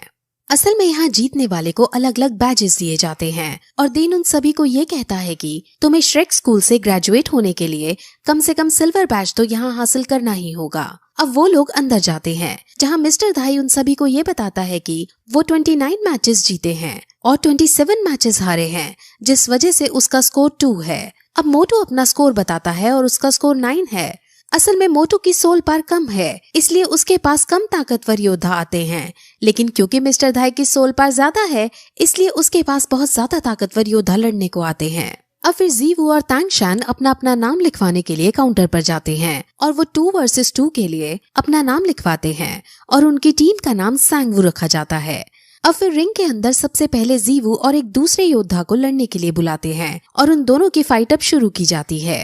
ओपोनेंट के पास आयरन राइनो की सोल पार थी और वो बहुत ताकतवर था, लेकिन जीवू भी कम नहीं थी। जीवू बिना सोल पार का यूज किए उस पर हमला करती है और कुछ ही देर की शानदार फाइट में जीवू अपनी स्किल का यूज करते हुए उसे मार गिराती है और इस मैच की विनर बन जाती है। अब अगला match Tangshan versus cat girl होना है और अब उन दोनों को रिंग के अंदर बुलाया जाता है। तांगशान जानता था कि कैट गर्ल की एबिलिटी उसकी स्पीड है, जिस वजह से वो उसकी स्पीड को रोकना चाहता है और अब वो ऐसा करने के लिए उसको फंसाने के लिए एक केज बनाने लगता है और उसके चारों तरफ ब्लू सिल्वर प्लांट बिछा देता है। अब कैट गर्ल उसके अंदर फंस जाती है और ये देखकर मिस्टर धाई को बिल्कुल अच्छा नहीं लगता। असल में मिस्टर धाई कैट गर्ल को पसंद करता था और वो कैट गर्ल को जीतते देखना चाहता था। अब केज के अंदर तांगशान कैट गर्ल को पकड़ने की कोशिश करता है, लेकिन कैट गर्ल उसके दाव से बच जाती है और वो ऊपर से कूदकर बाहर निकलने की कोशिश करती है। और इस फॉर्मेशन को देखकर मिस्टर धाई को समझ आ जाता है कि असल में तांगशान कैट गर्ल को केज के अंदर बंद नहीं करना चाहता था। वो तो जमीन में अपने ब्लू सिल्वर प्लांट को बिछा देना चाहता था ताकि जब ये आसमान में उड़कर मारे तब नीचे से ब्लू सिल्वर प्लांट इसके पैरों को पकड़ ले और इसको बंदी बना सके। और फिर ऐसा ही होता है और जब कैट गर्ल नीचे से ऊपर उछलती है तब तांगशान नीचे से उसको पकड़ लेता है और वो उसको बंदी बना लेता है, जिसके बाद तांगशान को विनर घोषित कर दिया जाता है। कैट गर्ल इस हार से निराश हो जाती है, लेकिन मिस्टर धाई उसे सांत्वना देते हैं कि ये जगह एक प्लेन जगह थी और तुम्हारी एबिलिटी पेड़ों पर चढ़कर मारने की है, जिस वजह से तुम्हें यहाँ हारने पर उदास नहीं होना चाहिए। अब फिर 2 वर्सेस 2 राउंड शुरू किया जाता है, जिसमें एक टीम में जीवू और तांगशान रहते हैं और दूसरी टीम में 2 हैमर सोल पार के भाई रहते हैं। उसमें से एक आयरन टाइगर है और दूसरा आयरन ड्रैगन है और वो दोनों ही बहुत ज्यादा शक्तिशाली हैं। वो दोनों रैंडम स्किल हैमरिंग का यूज करके तांगशान और जीवू पर हमला करते हैं और हालांकि तांगशान भी उन पर हमला करता है, लेकिन वो दोनों भाई बहुत ज्यादा शक्तिशाली थे और तांगशान उनका कुछ नहीं बिगाड़ पाता। और लड़ाई के बीच उनमें से एक भाई तांगशान पर हैमर से वार कर देता है, जिस वजह से तांगशान बहुत घायल हो जाता है। हालांकि वो घायल होने से पहले उन दोनों को अपनी ब्लू सिल्वर प्लांट के अंदर फंसा देता है। जीवू तांगशान को घायल देख बहुत गुस्से में आ जाती है और वो अब सीरियस होकर उन दोनों के ऊपर अपनी ब्लेड फेंकती है। लेकिन ये मैच सिर्फ एक कंपटीशन था जिसमें हार जीत तो होनी ही थी, लेकिन जीवू के फेंके हुए ब्लेड उन दोनों की जान ले सकते थे, जिस वजह से तांगशान अपना हिडन वेपन उनकी तरफ फेंक कर उन्हें मरने से बचा लेता है। और फिर वो दोनों भाई इनकी ताकत को देखकर खुद ही अपनी हार एडमिट कर लेते हैं और शानवू को अब विनर घोषित कर दिया जाता है। लेकिन इस लड़ाई के बाद तांगशान को समझ आ जाता है कि इस दुनिया में और भी बहुत सारे शक्तिशाली योद्धा हैं और उसे ट्रेनिंग करने की जरूरत है। अब फिर वो सब बाहर आते हैं और आज मिस्टर धाई ने कैट गर्ल को प्रपोज करने का प्लान बनाया होता है, लेकिन मोटू सबके सामने ये बात कह देता है, जिससे मिस्टर धाई की अच्छी वाली बेइज्जती हो जाती है और कैट गर्ल उसे एक आवारा लड़का समझ वहाँ से चली जाती है। अब फिर जीवू और तांगशान भी आपस में बातें करते हैं और फिर वापस स्कूल की तरफ आने लगते हैं। वहाँ स्कूल के एंट्रेंस पर वो मिस्टर धाई को निंग रोंग रोंग से झगड़ते हुए देखते हैं और निंग रोंग रोंग इतनी बदतमीजी से बात कर रही होती है कि मिस्टर धाई को गुस्सा आ जाता है और वो तुरंत उसे मारने के लिए आगे बढ़ता है, लेकिन तांगशान उसे रोककर अपने गुस्से पर काबू करने को कहता है, जिसके बाद मिस्टर धाई उसको वहीं छोड़ खुद अंदर चला जाता है। अब उसके जाने के बाद निंग रोंग रोंग तांगशान को कहती है कि तुम जाकर मिस्टर धाई को जान से मार डालो। अगर तुम ऐसा करोगे तो हमारी ट्राइब तुमको बहुत सारे पैसे देगी और तुम्हें हमारे क्लैन में एक अच्छी पोजीशन भी दे दी जाएगी। अब तांगशान ये सब सुनकर उसे मना कर देता है, क्योंकि उसके लिए इस सब का कोई महत्व नहीं था और वो उसको सुधरने के लिए कहकर चला जाता है। वो फिर अपने पास खड़े ऑस्कर से उसकी मदद करने को कहता है, लेकिन अब ऑस्कर भी मना कर देता है। निंग रोंग रोंग बहुत शॉक होती है और कहती है कि तुम तो मुझे पसंद करते हो, फिर भी मेरी साइड नहीं ले रहे हो, ऐसा क्यों? जिस पर ऑस्कर कहता है कि तुमने बार बार बोलकर मुझे ये एहसास करा ही दिया कि तुम एक बहुत बड़े परिवार से हो और हम सब तुम्हारे सामने एक तुच्छ से व्यक्ति हैं, और मुझे अब खुद भी लगता है कि मैं तुम जितनी बड़े घराने की लड़की के लिए नहीं बना हूँ। अब निंग रोंग रोंग को अपनी गलती का एहसास हो जाता है और हालांकि वो पलटकर तो कुछ नहीं बोलती, लेकिन उसे समझ आ जाता है कि अगर उसने अपना बिहेवियर आगे नहीं सुधारा तो उसका कोई दोस्त नहीं बनेगा, और अब वो जोर जोर से रोने भी लगती है।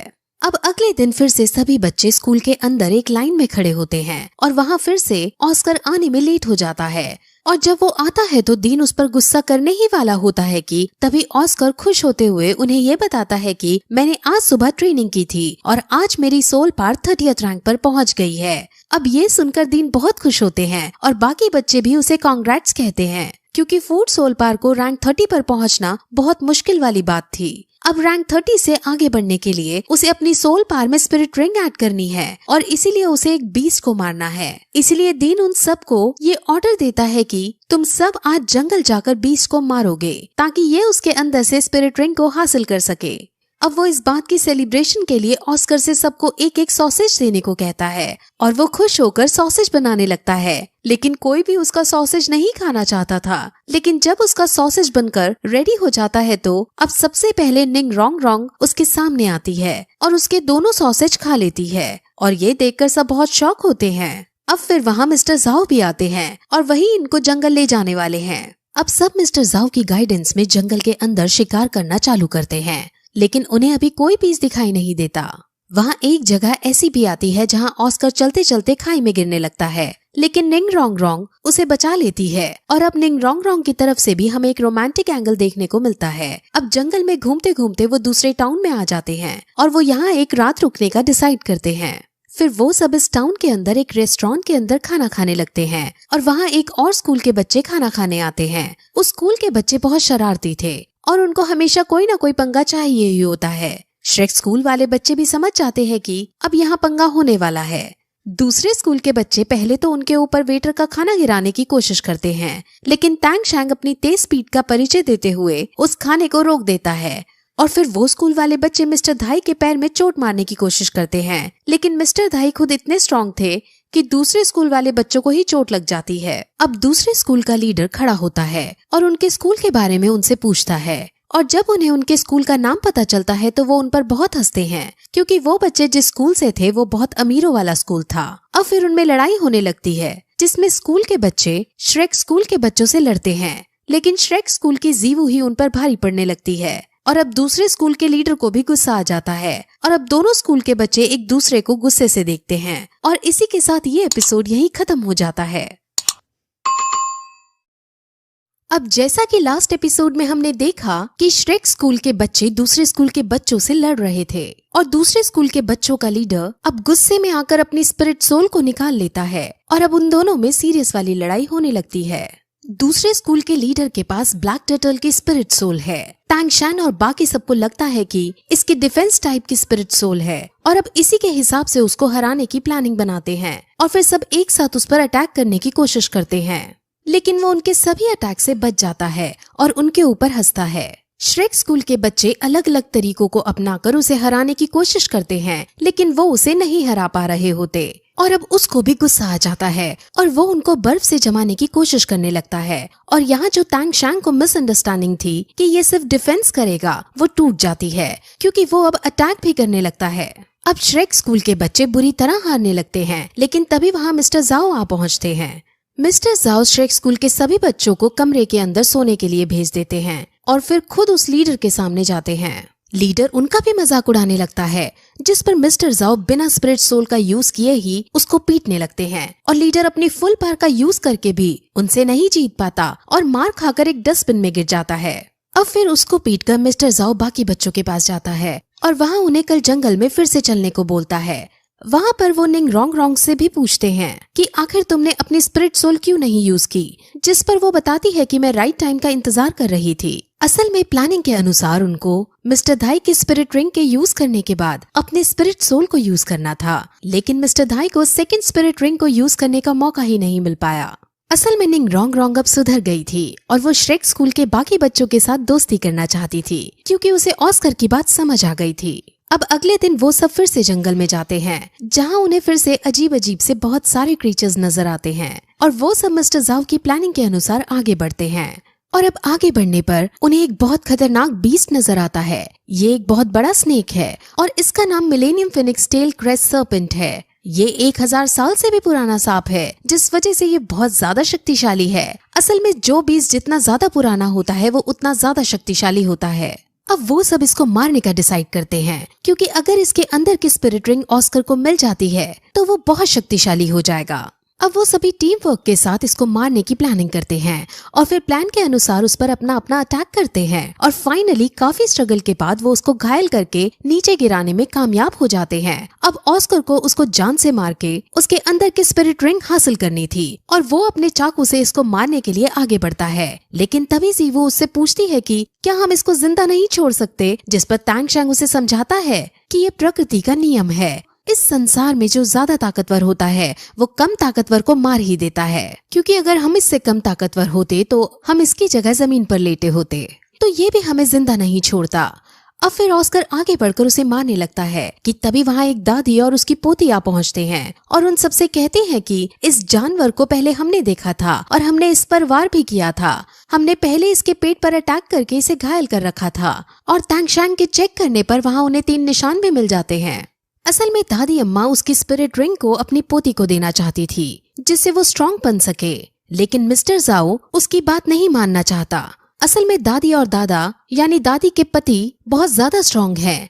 अगर दादा और दादी एक साथ मिलकर फाइट करें तो इनसे कॉन्टिनेंट के बड़े बड़े योद्धा हार जाएंगे, लेकिन अभी दादी अकेली है और दादा इसके साथ नहीं है, जिस वजह से मिस्टर जाओ चाहे तो इसे हरा सकते हैं, लेकिन मिस्टर जाओ कोई रिस्क नहीं लेना चाहते क्योंकि क्या पता दादा यहीं कहीं जंगल में हो। इसलिए उन दोनों में थोड़ी पोलाइट मैनर में बहस होने लगती है, जिसके बाद उनमें ये डिसाइड होता है कि पोती और तांग शैंग के बीच फाइट होगी और अगर पोती फाइट को जीतेगी तो स्पिरिट रिंग वो हासिल करेगी और अगर तांग शैंग फाइट को जीतेगा तो स्पिरिट रिंग ऑस्कर हासिल करेगा। पोती से लड़ना कोई आसान बात नहीं थी क्योंकि वो रैंक 30 पर थी और उसकी स्पिरिट सोल भी सर्पेंट स्टिक की थी जो बहुत स्ट्रॉन्ग थी, लेकिन इसके बावजूद भी उन दोनों में अब फाइट होने लगती है और पहले तांग शैंग अपनी स्किल का यूज करके उसे बांधने की कोशिश करता है, लेकिन पोती उसके इस वार से बच जाती है और दोनों अब अपने बेस्ट पॉसिबल मैनर में लड़ाई करना शुरू करते हैं। अब फिर दोनों एक दूसरे पर अपनी स्पिरिट सोल का यूज करके एक दूसरे पर अटैक करने लगते हैं और उनकी एनर्जी अब आपस में टकराने लगती है और फिर कुछ देर बाद दोनों दूर जाकर गिरते हैं, जिसमें पोती तो बेहोश हो जाती है, लेकिन तांग शैंग घायल होने के बावजूद होश में था। यानी अब तांग शैंग जीत चुका था और पोती हार चुकी है। अब तांग शैंग तुरंत मेडिटेट करने बैठ जाता है क्योंकि वो पार्ट ड्रेन हो चुका था और वहीं दादी अब अपनी हार स्वीकार करके उन्हें स्पिरिट रिंग को ले जाने देती है। अब ऑस्कर उसको मारकर उसमें से स्पिरिट रिंग हासिल करता है और मेडिटेट करता है। अब उसके जागने के बाद सब उसके स्पिरिट रिंग देखने को उत्सुक होते हैं, लेकिन वो अपने स्पिरिट रिंग को दिखाने में शर्मा रहा था। लेकिन जब सब ये कहते हैं कि वो उसके स्पिरिट रिंग को देखकर हंसेंगे नहीं, तब वो मान जाता है और उन सबको अपनी स्पिरिट रिंग का यूज करके एक टेस्टी सॉसेज बनाकर दिखाता है। अब ये देखकर सब बुरी तरह हंस पड़ते हैं, जिस पर ऑस्कर को बहुत बुरा लगता है, लेकिन तभी वो इस स्पिरिट रिंग की दूसरी एबिलिटी उन्हें दिखाता है और वो उनके सामने उड़कर दिखाता है। यानी ऑस्कर के पास अब उड़ने की शक्ति आ गई थी और ये देखकर सब बहुत ज्यादा खुश होते हैं। और फिर तांग शैंग भी होश में आता है और वो कहता है कि हमें अभी इस जंगल से नहीं जाना चाहिए, जिस पर मास्टर जाओ डांटते हुए कहते हैं कि ये जंगल कोई खेलने की जगह नहीं है जहाँ तुम पिकनिक मना सकते हो। अब इस पर तांग शैंग उनको बताता है कि लड़ाई की वजह से वो अपग्रेड हो गया है और वो भी अब 30th रैंक पर पहुंच गया है और अब उसे भी स्पिरिट रिंग चाहिए होगी। अब सब तांग शैंग को कांग्रेट्स करते हैं और सब बहुत खुश होते हैं और वो अगले दिन तांग शैंग के लिए स्पिरिट रिंग ढूंढने का डिसाइड करते हैं। अब वो सब फिर आगे बढ़ने लगते हैं, जहाँ एक जगह रुककर सब अब बातें करते हैं। तांग शैंग मिस्टर जाओ से इंसानों के बारे में डिस्कस करता है कि हम लोग अपनी कल्टीवेशन के लिए सोल बीस्ट को मार डालते हैं। इंसान अपनी जिंदगी में 5 से 6 सोल बीस्ट को मारता है और वो भी बिना कुछ देखे समझे। इससे तो एक दिन सारे सोल बीस्ट खत्म हो जाएंगे और इंसान भी फिर कुछ सालों बाद कल्टीवेट नहीं कर पाएंगे। अब जैसे जैसे टैंग शैंग सोल बीस्ट के मरने की बातें कर रहा था, वैसे वैसे जीवू थोड़ी निराश नजर आ रही थी। असल में जीवू की भी अपनी एक डिफरेंट और इंटरेस्टिंग स्टोरी है जो हमें आगे पता चलेगी। अब वो सब बातें कर ही रहे होते हैं कि तभी वहाँ जमीन हिलने लगती है और भूकंप आने लगता है। वहाँ चारों तरफ पेड़ पौधे जानवर भी हलचल करने लगते हैं और मिस्टर झाओ को समझ आ जाता है कि अब बहुत बड़ा खतरा उनके सामने आने वाला है। वो जंगल के बीचों बीच मौजूद थे, जिस वजह से वो वहाँ से भाग भी नहीं सकते थे। और फिर वहाँ उनके सामने एक बहुत बड़ा जानवर जिसकी बॉडी एप्स जैसी थी वो आ जाता है। और ये कई हजारों साल पुराना बीस्ट है। इतना खतरनाक बीस्ट तो घने जंगल में होना चाहिए था, लेकिन ये यहाँ मौजूद है और उन्हें इसके यहाँ होने का रीजन भी समझ आ जाता है। अब मिस्टर झाओ उसके सामने जाकर उससे पोलाइटली ये कहते हैं कि अगर ये आपकी जगह है और आप हमें यहाँ नहीं देखना चाहते तो हम यहाँ से चले जाएंगे। हम कोई नुकसान पहुँचाने नहीं आए हैं। लेकिन वो एप इंसानों से नफरत करता है, क्योंकि इंसान बिना छोटे बड़े को देखे सोल बीस्ट को अपने फायदे के लिए मार डालते हैं। इसीलिए ये जाइंट एप अब इन सभी को मारना चाहता है। अब मिस्टर झाओ अपनी सोल पावर का यूज करते हुए उस पर हमला करता है और निंग रोंग रोंग अपनी सोल पावर का यूज करते हुए मिस्टर झाओ की स्पीड को 30 गुना बढ़ा देती है। लेकिन इस सब से भी वो जाइंट एप नहीं मरता। अब बाकी सब भी अपनी अपनी सोल पावर का यूज करते हुए जाइंट एप पर हमला करते हैं, लेकिन वो जाइंट एप का कुछ नहीं बिगाड़ पाते और वो सब वहाँ से बाहर भागने का डिसाइड करते हैं। लेकिन इस बीच जाइंट एप जीवू को पकड़ लेता है। अब टैंग शैन और मिस्टर झाओ को गुस्सा आ जाता है और मिस्टर झाओ अपनी 7 स्पिरिट रिंग का यूज करते हैं जो एक बियर की थी। वो फुल पोटेंशियल के साथ जाइंट एप पर हमला करते हैं, लेकिन अब भी जाइंट एप घायल होता है लेकिन मरता नहीं है। अब मिस्टर झाओ पावर ड्रेन हो चुके हैं और उनको रिकवर होने में 7 दिन लगने वाले हैं। अब टैंग शैन गुस्से में आकर जीवू को बचाने के लिए जाइंट एप की तरफ दौड़ता है। वो किसी भी हालत में जीवू को बचाना चाहता था, क्योंकि सिर्फ एक वही थी उसकी लाइफ में जिसके लिए वो सबसे ज्यादा केयर करता था। वो जाइंट एप के पास पहुंचकर उसे मारने की कोशिश करता है, लेकिन जाइंट एप उसे धक्का मार देता है और खुद जीवू को लेकर वहां से भाग जाता है। अब सब बच्चे जीवू के जाने से बहुत दुखी होते हैं और टैंग शैंग बहुत ज्यादा रिग्रेट कर रहा होता है, क्योंकि वो जीवू को नहीं बचा पाया। लेकिन अब वो उसको बचाने का डिसाइड करता है और वो तुरंत ऑस्कर से फ्लाइंग सॉसेज मशरूम बनाने को कहता है। ऑस्कर के पास 3rd रिंग टैंग शैंग की वजह से आई थी, इसीलिए मिस्टर झाओ के मना करने के बावजूद वो टैंग शैंग की बात सुनता है और वो उसे फ्लाइंग सॉसेज बनाकर दे देता है, जिसको खाने के बाद टैंग शैंग के पास पंख आ जाते हैं और वो जीवू को ढूंढने के लिए अकेला ही चला जाता है। निंग रोंग रोंग भी उसकी 30% स्पीड बढ़ा देती है। मिस्टर झाओ टैंग शैंग को अकेला देख उसके पीछे जाने का डिसाइड करते हैं और अब ऑस्कर भी सभी के लिए एक एक फ्लाइंग सॉसेज मशरूम बनाने लगता है। वही वो जाइंट एप जो जीवू को अपने साथ ले जा रहा था, वो जीवू के प्रति बहुत पोलाइट था और जीवू भी उससे आराम से बात कर रही थी और उसे कह रही थी कि मेरे दोस्त मेरी चिंता कर रहे होंगे, तुम्हें मेरे दोस्तों को नुकसान नहीं पहुंचाना चाहिए और तुम्हें मुझे ऐसे उठाकर भी नहीं लाना चाहिए था। यहाँ से हमें ये पता चलता है कि जीवू पहले से ही इस जाइंट एप को जानती थी और ये जाइंट एप उसको मारना नहीं चाह रहा था और जाइंट एप जीवू की सारी बातें भी मान रहा था। फिर हमें टैंग शैंग को दिखाते हैं जो ढूंढते ढूंढते जाइंट एप के पास आ पहुंचता है और इसी के साथ फिर ये एपिसोड यहीं खत्म हो जाता है।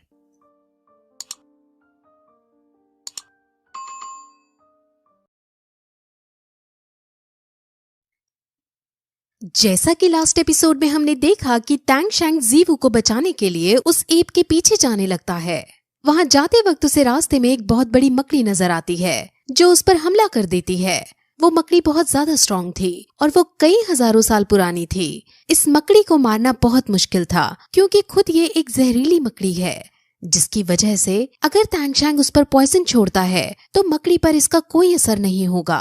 अब टैंग शैंग कैसे न कैसे करके उसे बचाने की कोशिश करता है और उसको ब्लू सिल्वर प्लांट की मदद से जकड़ने की कोशिश करता है, लेकिन मकड़ी हर बार उसके जाल को तोड़कर उस पर अटैक करने के लिए आगे बढ़ती रहती है। वो मकड़ी अपना स्पाइडर वेब छोड़कर लोगों को फंसाती है और उसके वेब में लगा हुआ पॉइजन धीरे धीरे इंसानों को मार देता है और मकड़ी अब इसी वे में टैंग शैंग के ऊपर अपने जाले छोड़ने लगती है। टैंग शैंग के हिडन वेपन्स का भी उस पर कोई असर नहीं हो रहा था। इस मकड़ी को तभी मारा जा सकता था जब ये मकड़ी घायल हो। अब काफी लड़ाई करने के बाद फाइनली मकड़ी टैंग शैंग को अपना डंक मार देती है और टैंग शैंग बेहोश हो जाता है। अब कुछ देर बाद आँख खुलती है और वो अपने आप को पिछले जन्म में जगा हुआ पाता है। वो अब टैंग सेक्ट में वापस आ चुका था और वहाँ पर पुराने वाले एल्डर्स ही मौजूद थे। वहाँ टैंग शैंग खड़ा होता है और वो अपने इस लाइफ की मेमोरी बिल्कुल भूल चुका होता है। उसे याद नहीं होता कि जीवू कौन है, श्रेक स्कूल क्या है और वो कहाँ रहता था। वहाँ वो फिर बाकी लोगों से बात करता है और उनके साथ घुल मिल जाता है। लेकिन तभी एक आदमी कुछ शब्द बोलता है जो जीवू बोला करती थी। अब इससे टैंग शैंग को विजन्स आने लगते हैं और उसे धीरे धीरे सब याद आ जाता है कि वो यहाँ का नहीं है। वो तो मर चुका था और उसकी अगली लाइफ में वो दूसरी दुनिया में था।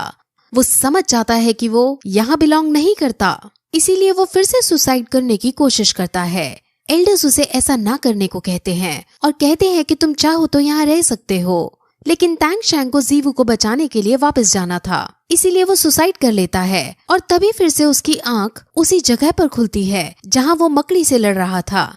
असल में मकड़ी के जहर से वो बेहोश हो गया था, जिस वजह से वो ये सपना देख रहा था। वो अब होश में आकर अपने आप को मकड़ी के जाल से छुड़ाता है और जीवू को याद करते हुए उस मकड़ी पर अपने हैमर से उस पर वार करता है और उस हैमर से मकड़ी बहुत कमजोर हो जाती है, जिस वजह से अब टैंग शैंग को हिडन वेपन्स तो यूज करने का मौका मिल ही जाता है। और टैंग शैंग हिडन वेपन से सीधे उस पर वार करता है और उसे मार गिराता है।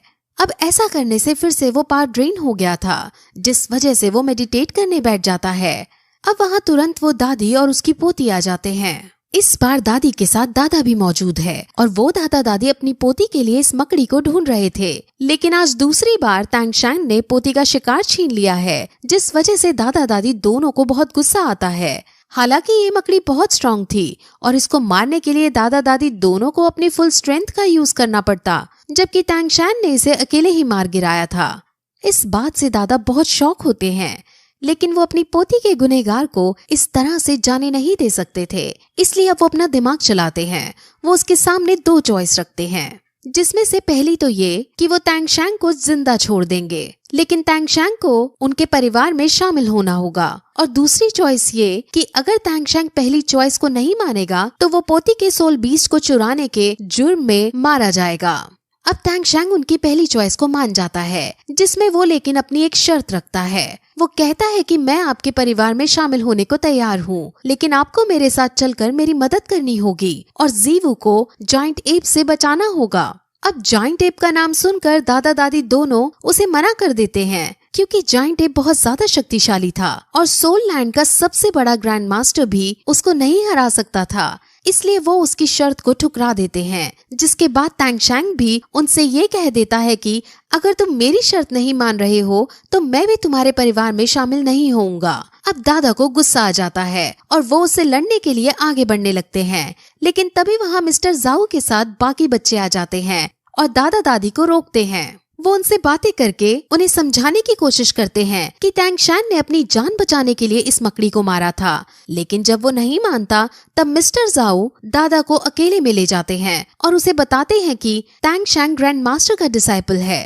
अब ग्रैंड मास्टर का नाम सुनकर दादा शांत पड़ जाता है, क्योंकि वो ग्रैंड मास्टर की इज्जत करता है और वो अब टैंग शैंग को बिना कुछ कहे वापस जाने लगता है। लेकिन ये बात पोती को सहन नहीं होती। पोती टैंग शैंग से बदला लेना चाहती थी, इसलिए वो टैंग शैंग को चुनौती देती है और कहती है कि मैं तुम्हें इस बार हराऊंगी और अगर फिर भी तुम जीत गए तो तुम इस सोल बीस्ट की स्पिरिट रिंग को हासिल कर सकते हो। अब टैंग शैंग उसकी चुनौती को मान लेता है, लेकिन तभी ऑस्कर वहाँ आ जाता है और कहता है कि इस शर्त में एक और चीज ऐड करनी होगी। वो इस शर्त में एक चीज और ऐड करता है, जिसके अकॉर्डिंग अगर टैंग शैंग जीतेगा तो पोती को टैंग शैंग को किस करना होगा। अब पोती को गुस्सा आ जाता है, लेकिन दादा और दादी को बहुत खुशी होती है, क्योंकि वो तो चाहते ही थे कि उनकी पोती टैंग शैंग जैसे ताकतवर आदमी के साथ रहे।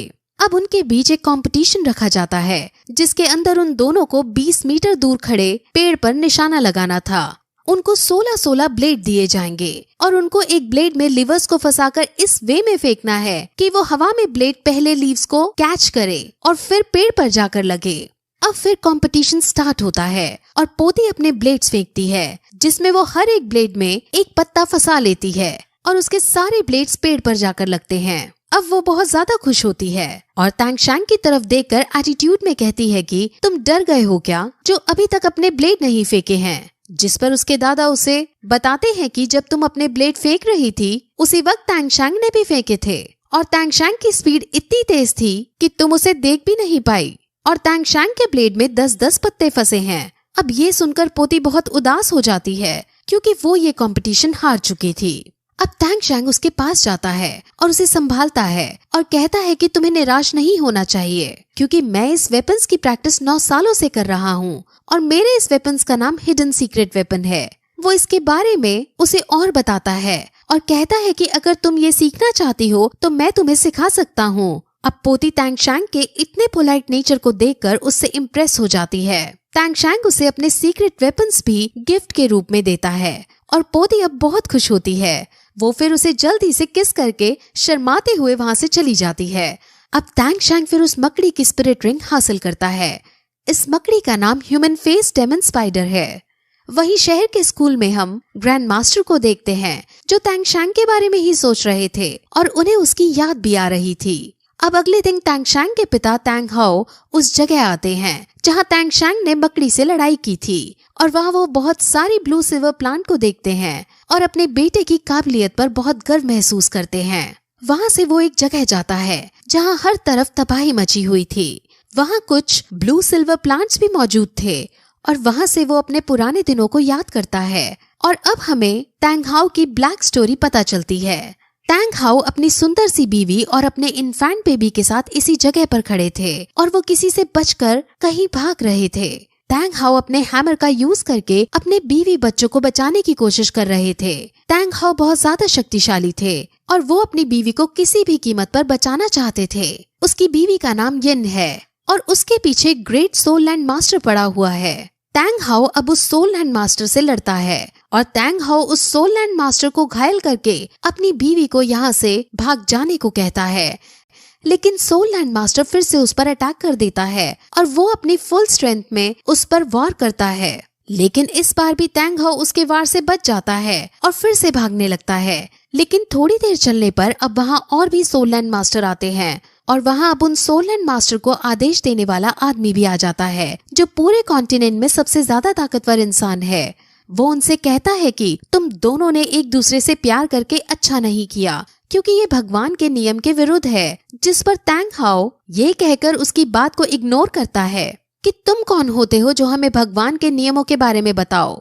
वो आदमी उसको यिन से दूर करना चाहता था लेकिन तैंग हाओ यिन से बहुत प्यार करता था इसलिए वो अब उससे भी फाइट करने जाता है। लेकिन तभी वहाँ यिन आ जाती है क्योंकि उसे पता था कि तैंग हाओ अकेले 4 सोल लैंड मास्टर को नहीं हरा पाएगा। वो अपने आप को सैक्रिफाइस करने को तैयार हो जाती है और वो इन्फेंट बेबी को तैंग हाओ को पकड़ाकर मर जाती है। उसके मरने से वहाँ बहुत सारी ब्लू सिल्वर ग्रास पैदा हो जाती है क्योंकि यिन की spirit soul blue silver grass थी। अब ये इन्फेंट बेबी ही तैंगशैंग है और यिन ने तैंग हाओ से प्रॉमिस लिया था कि वो तैंगशैंग की परवरिश अच्छे से करेगा। इसलिए अब तैंग हाओ अपने बेटे पर नजर रख रहा है। अब तैंग हाओ यिन को बहुत याद करता है और इस जगह पर ब्लू सिल्वर ग्रास को यिन समझकर उससे बातें करने लगता है। वहीं तैंगशैंग जो थर्ड स्पिरिट रिंग को एब्जॉर्ब कर रहा था वो जीवू को याद करने लगता है।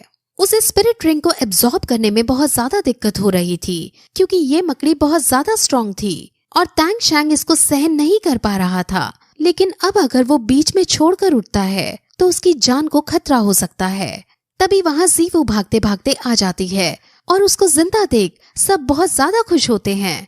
वो उनको बताती है कि एक काऊ रोर के सुनने से वो जायंट एप नर्वस हो गया और उसने अपने आप मुझे छोड़ दिया। वो उन्हें फिर ये भी बताती है कि उसकी भी लेवल 30 हो गई है और उसको रात में एक बीस्ट दिखा था। उसने उस बीस्ट को मारकर स्पिरिट रिंग भी हासिल कर ली है और सभी ये सुनकर बहुत खुश होते हैं। लेकिन अभी उनकी टेंशन घटी नहीं थी क्योंकि तैंगशैंग बहुत शक्तिशाली स्पिरिट रिंग को एब्जॉर्ब कर रहा था और अब वो तैंगशैंग के होश में आने का ही वेट करने लगते हैं। वहीं दूसरी तरफ ग्रैंड मास्टर अब श्रेक स्कूल के डीन से मिलने आते हैं और वो दोनों तैंगशैंग के बारे में ही बात करते हैं और ग्रैंड मास्टर अब तक जो भी कुछ हुआ उस बारे में सुनता है तो वो समझ जाता है कि मिस्टर जाओ को तैंगशैंग के पिता तैंग हाओ ने ही पीटा था और फिर वो तैंग हाओ का बैज उन्हें दिखाता है। अब फिर हमें तैंगशैंग को दिखाते हैं जो स्पिरिट रिंग को एब्जॉर्ब कर रहा था और फाइनली वो इसको एब्जॉर्ब कर लेता है जिसे देखकर सब बहुत ज्यादा खुश होते हैं। लेकिन तभी तैंगशैंग म्यूटेट होने लगता है और उसकी कमर में से मकड़ी जैसा पैर निकलने लगता है। मिस्टर जाओ समझ जाते हैं कि एब्जॉर्ब करते वक्त मकड़ी और ये म्यूटेट हो गए हैं और अब सिचुएशन वर्स्ट होने वाली है। अब ये सुनकर सारे बच्चे डर जाते हैं और इसका सोल्यूशन पूछते हैं, जिस पर मिस्टर जाओ सिर्फ एक ही सोल्यूशन बताते हैं कि उन्हें सिर्फ वेट करना होगा। अब तैंगशैंग फिर से बेहोश हो जाता है और पहले तो उसे जीवू की ही याद आती है जो उससे दूर जा रही थी और फिर वो फिर से अपने पिछले जन्म में पहुंच जाता है, जहां हमें अब ये पता चलता है कि उसने आखिर पिछले जन्म से सीक्रेट लाइब्रेरी में जाकर सीक्रेट नॉलेज क्यों चुराई थी। असल में तैंगशैंग को पढ़ने और अलग अलग नॉलेज प्राप्त करने का बहुत शौक था। वो अलग अलग टेक्निक्स और वेपन्स के बारे में पढ़ना और रिसर्च करना चाहता था। वो अपने भी कई सारे वेपन्स बनाया करता था, लेकिन उसके इस टैलेंट की वहाँ कोई कदर नहीं करता था। उसके साथ रहने वाले बच्चे उसके वेपन्स को देखते तक नहीं थे और उसके सामने ही उसकी बुराई करके उसके वेपन्स को तोड़ दिया करते थे, जिस वजह से तैंगशैंग बहुत फ्रस्ट्रेट रहा करता था। और तैंगशैंग अब कुछ बड़ी और सीक्रेट नॉलेज प्राप्त करना चाहता था और इसलिए अब वो एल्डर्स से सीक्रेट लाइब्रेरी के सीक्रेट वेपन्स के बारे में पढ़ने को कहता है, जिस पर एल्डर्स उससे बहुत गुस्सा करते हैं क्योंकि उन वेपन्स और उस नॉलेज के बारे में जानने का हक किसी को नहीं था। इसलिए वो उसे बहुत गुस्सा करते हैं और उसे इस क्लैन से निकल जाने को कहते हैं और फिर ये एपिसोड इस तरह खत्म हो जाता है।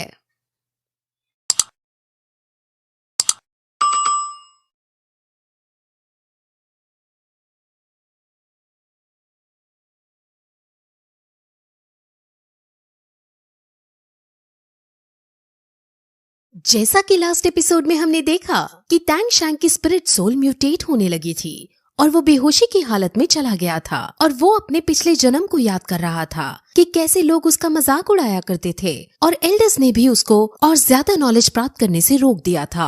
अब तैंगशैंग को कैसे न कैसे करके लाइब्रेरी के अंदर रखी बुक्स से सीक्रेट नॉलेज जाननी ही थी, जिसकी वजह से वो आज रात उसके अंदर जाने का डिसाइड करता है। वो अंदर जाकर सीक्रेट स्क्रिप्चर्स पढ़ना चाहता है। वहाँ लाइब्रेरी के अंदर 2 लेवल सिक्योरिटी मौजूद है, जिसमें फर्स्ट लेवल पर सैनिक पहरा देते हैं और सेकंड लेवल पर लेजर्स के साथ 3 एल्डर्स तैनात किए गए हैं। अब इन दोनों सिक्योरिटी को तोड़कर तैंगशैंग को अंदर जाना था। अब तैंगशैंग अपने हिडन वेपन से चाहता तो बाहर पहरा देने वाले सैनिकों को मार सकता था, लेकिन वो अपने इस टैंग सेक्ट से बेहद प्यार करता था और उसके ऊपर टैंग सेक्ट के कई एहसान थे। इसलिए वो छुपते छुपाते लाइब्रेरी के अंदर जाता है और फर्स्ट लेवल ऑफ सिक्योरिटी पार कर लेता है।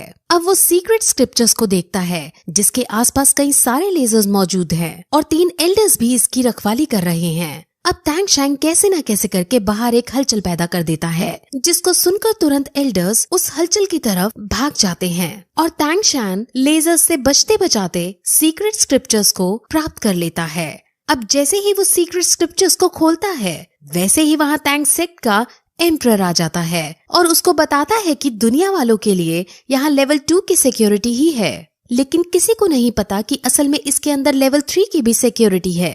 लेवल 3 की सिक्योरिटी में मैं खुद यहाँ की रखवाली करता हूँ। अब एम्परर कहता है कि तुम्हें इस जुर्म में टैंग सेक्ट से निकाल दिया जाएगा, जिस पर तैंगशैंग उदास हो जाता है और कहता है कि मैं बचपन में यहाँ आया था और यहीं से मेरी परवरिश हुई थी। मैं इसको छोड़कर तभी जाऊंगा जब मेरी मौत मुझे लेने आएगी और लगता है कि वो वक्त अब आ चुका है। अब ये कहकर वो अपने हिडन वेपन से सुसाइड करने लगता है, लेकिन एम्परर उसे रोकता है और उसे अब टैंग सेक्ट की सच्चाई बताते हैं। असल में टैंग सेक्ट समय के साथ बहुत बड़ा सेक्ट बन गया और पूरी दुनिया में इसकी वाह-वाह होने लगी, लेकिन टैंग सेक्ट के बाहर अमीर और गरीब में भेदभाव बढ़ता गया। जो बाहर के लोग सीक्रेट टेक्निक को सीखना चाहते थे, उनको सीक्रेट सिखाना मना कर दिया और जो अंदर के लोग या शाही परवरिश के लोग इस सीक्रेट टेक्निक को सीख रहे थे, उनके पास इतनी एबिलिटीज नहीं थी जिससे वो इसको सीख नहीं पाए और ऐसे ही करते करते कई सारी टेक्निक्स विलुप्त हो गयी। और अब तुम बाहर के होकर इस सीक्रेट टेक्निक को चुराने आए हो, तो इसमें गलत बात नहीं है, लेकिन ये रूल्स के खिलाफ है, इसलिए वो एल्डर्स तुम्हें ढूंढते ही होंगे। मैंने तुम्हें माफ कर दिया है, लेकिन तुम्हें उन एल्डर्स से बचना होगा। वो अब उस सीक्रेट स्क्रिप्चर को उसे देता है और उसे इससे सीखने को कहता है। वहीं अब तैंगशैंग की आंख खुलने लगती है और वो होश में आने लगता है और जब वो होश में आ जाता है तो अपने आगे जीवू को सही सलामत देख बहुत खुश होता है, लेकिन तभी अब तैंगशैंग की कमर से अपने आप स्पाइडर लेग्स निकलने लगते हैं और सब ये देखकर बहुत शॉक होते हैं। अब मिस्टर जाओ उसे इसे कंट्रोल करने को कहते हैं, जिस पर तांग शैंग फिर से मेडिटेट करता है और बड़ी मुश्किल के बाद स्पाइडर लेग्स को कंट्रोल करने में केपेबल हो जाता है। अब वो बातें कर रहे होते हैं कि तभी वहाँ बहुत सारी मकड़ियाँ आ जाती हैं। ये सब छोटी छोटी मकड़ियाँ थी और ये सब उसी के बच्चे थे जिसको तांग शैंग ने अभी मारा था। हालांकि ये मकड़ियाँ अभी बच्चे थे, जिस वजह से तांग शैंग और बाकी सब उससे लड़ने का डिसाइड करते हैं और तांग शैंग अपने हिडन वेपन सबको देता है। सब उसके हिडन वेपन्स को देखकर बहुत शॉक होते हैं क्योंकि उन्होंने ऐसे वेपन्स पहले कभी नहीं देखे थे। अब इन वेपन्स का यूज करके सब मकड़ियों को मार देते हैं। निंग रोंग रोंग को यह हिडन वेपन बहुत पसंद आया होता है, जिस वजह से वो उसे तांग शैंग से खरीदना चाहती है, जिस पर तांग शैंग कहता है कि मैं कुछ समय बाद ये तुम्हें फ्री में दे दूंगा। अब फिर वो सबको एक एक हिडन वेपन देने को कहता है और फिर सब अब वापस स्कूल जाने लगते हैं। अब ऑस्कर के फ्लाइंग सॉसेज का यूज करके सब वापस आ जाते हैं। मिस्टर जाओ दीन को सब बताते हैं कि अभी तक क्या क्या हुआ और फिर वहाँ ग्रैंड मास्टर भी आता है। अब वो लोग जाइंट एप के बारे में बात करते हैं, जिसमें मिस्टर जाओ उससे उस जानवर के बारे में पूछता है जिसकी आवाज सुनकर जाइंट एप ने जीवू को छोड़ दिया था। अब ग्रैंड मास्टर बताता है कि वो जानवर एज्यूर बुल पाइथन है और वो जाइंट एप से भी ज्यादा शक्तिशाली है। जाइंट एप अगर जंगल का राजा है तो बुल पाइथन जंगल का एम्परर है। वो उसे फिर एक बात भी बताता है कि एक बार एक बहुत ताकतवर soul land master giant ape का शिकार करने जंगल में जा रहा था।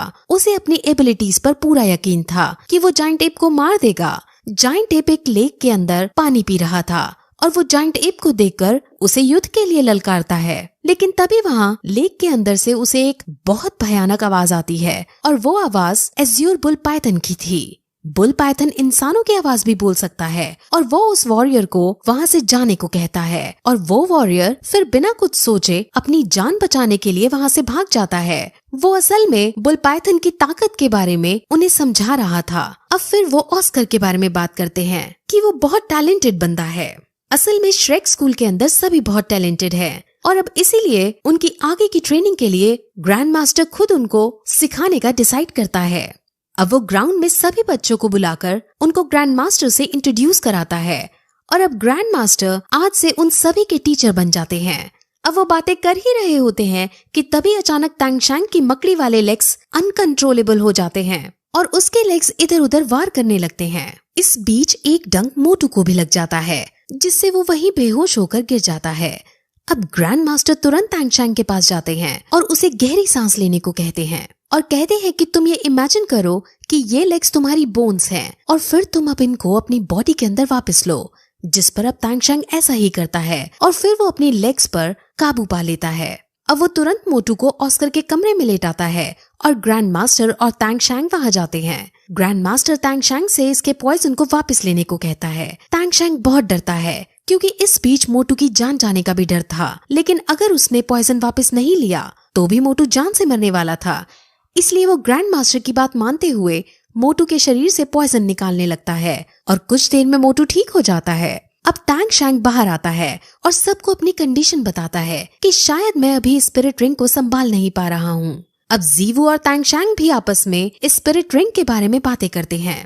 अब तांग शैंग ग्रैंड मास्टर से मिलने जाता है, जहाँ ग्रैंड मास्टर उसे उसकी लापरवाही के लिए डांटता है क्योंकि उसने बिना कुछ सोचे समझे बहुत हजारों साल पुरानी मकड़ी को मार दिया था और उसके स्पिरिट रिंग को हासिल करा था। तांग शैंग उनसे सॉरी कहता है और कहता है कि वो आगे से ऐसा कुछ नहीं करेगा, जिस पर अब ग्रैंड मास्टर उसकी नई स्पिरिट रिंग के पार्ट्स दिखाने को कहते हैं, जिस पर तांग शैंग उन्हें अपनी ब्लू सिल्वर प्लांट दिखाता है। उसकी ब्लू सिल्वर प्लांट की रिंग बढ़ गई थी और वो ज्यादा स्ट्रॉन्ग हो गई थी। तांग शैंग की पॉइजन पार भी अब और जहरीली हो चुकी थी, यानी अब तांग शैंग इतना ज्यादा शक्तिशाली हो चुका था कि अगर कोई पॉइजन मास्टर भी उस पर अपने पॉइजन से वार करे तब भी तांग शैंग आसानी से उसके इफेक्ट को नलिफाई कर सकता है। अब तांग शैंग अपने दोस्तों के लिए भी हिडन वेपन्स बनाना चाहता था और वो अपने पिछले जन्म की यादों से और सीक्रेट स्क्रिप्चर में जो लिखा था उसकी मदद से अपने लिए कई सारे हथियार बनाना चाहता है जो उसे हर युद्ध में जीतने को मदद करे।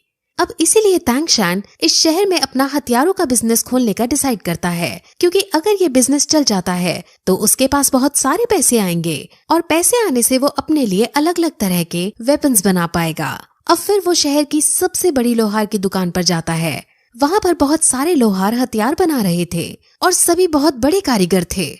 अब तांग शैंग मालिक के पास जाता है और कहता है कि वो उसके लिए एक बिजनेस अपॉर्चुनिटी लाया है, लेकिन इसको जानने के लिए उसको प्राइवेट में बात करनी होगी।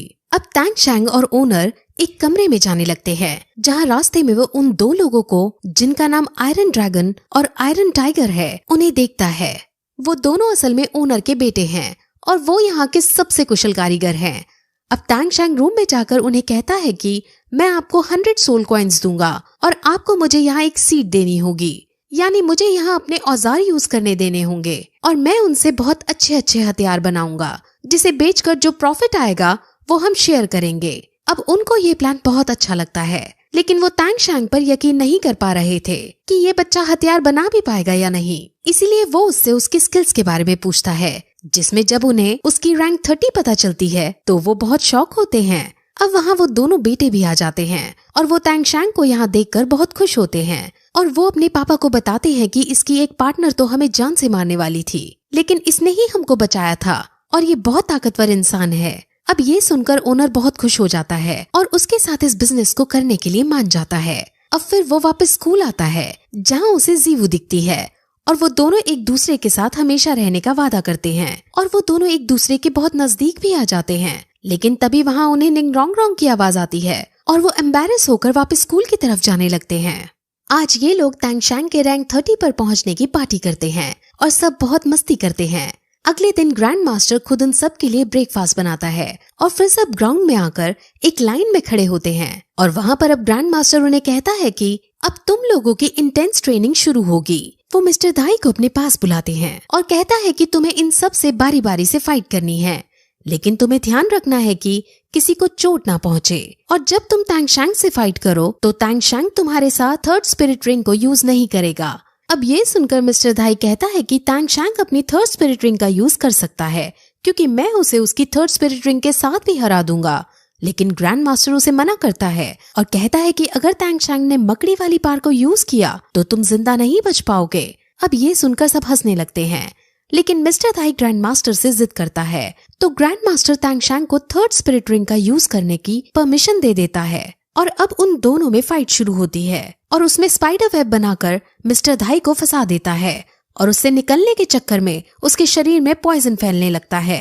अब मैच रोक दिया जाता है और पहले तांग शैंग उसके पॉइजन को हटाता है और फिर ग्रैंड मास्टर उन सभी को टीम वर्क की ताकत समझाते हैं और उनको हमेशा साथ एक साइड से लड़ने के लिए मोटिवेट करता है। अब मोटू ऑस्कर से लड़ता है और ऑस्कर हार जाता है, जिसके बाद मिस्टर दाई मोटू से लड़ता है और मोटू और मिस्टर दाई के बीच बहुत आइकॉनिक लेवल का मैच होता है, जिसमें पहले तो मिस्टर दाई कमजोर पड़ रहा होता है, लेकिन मिस्टर दाई अब अपने फुल पोटेंशियल में आता है, जिसके बाद दोनों आपस में आइकॉनिक लेवल की फाइट करने लगते हैं।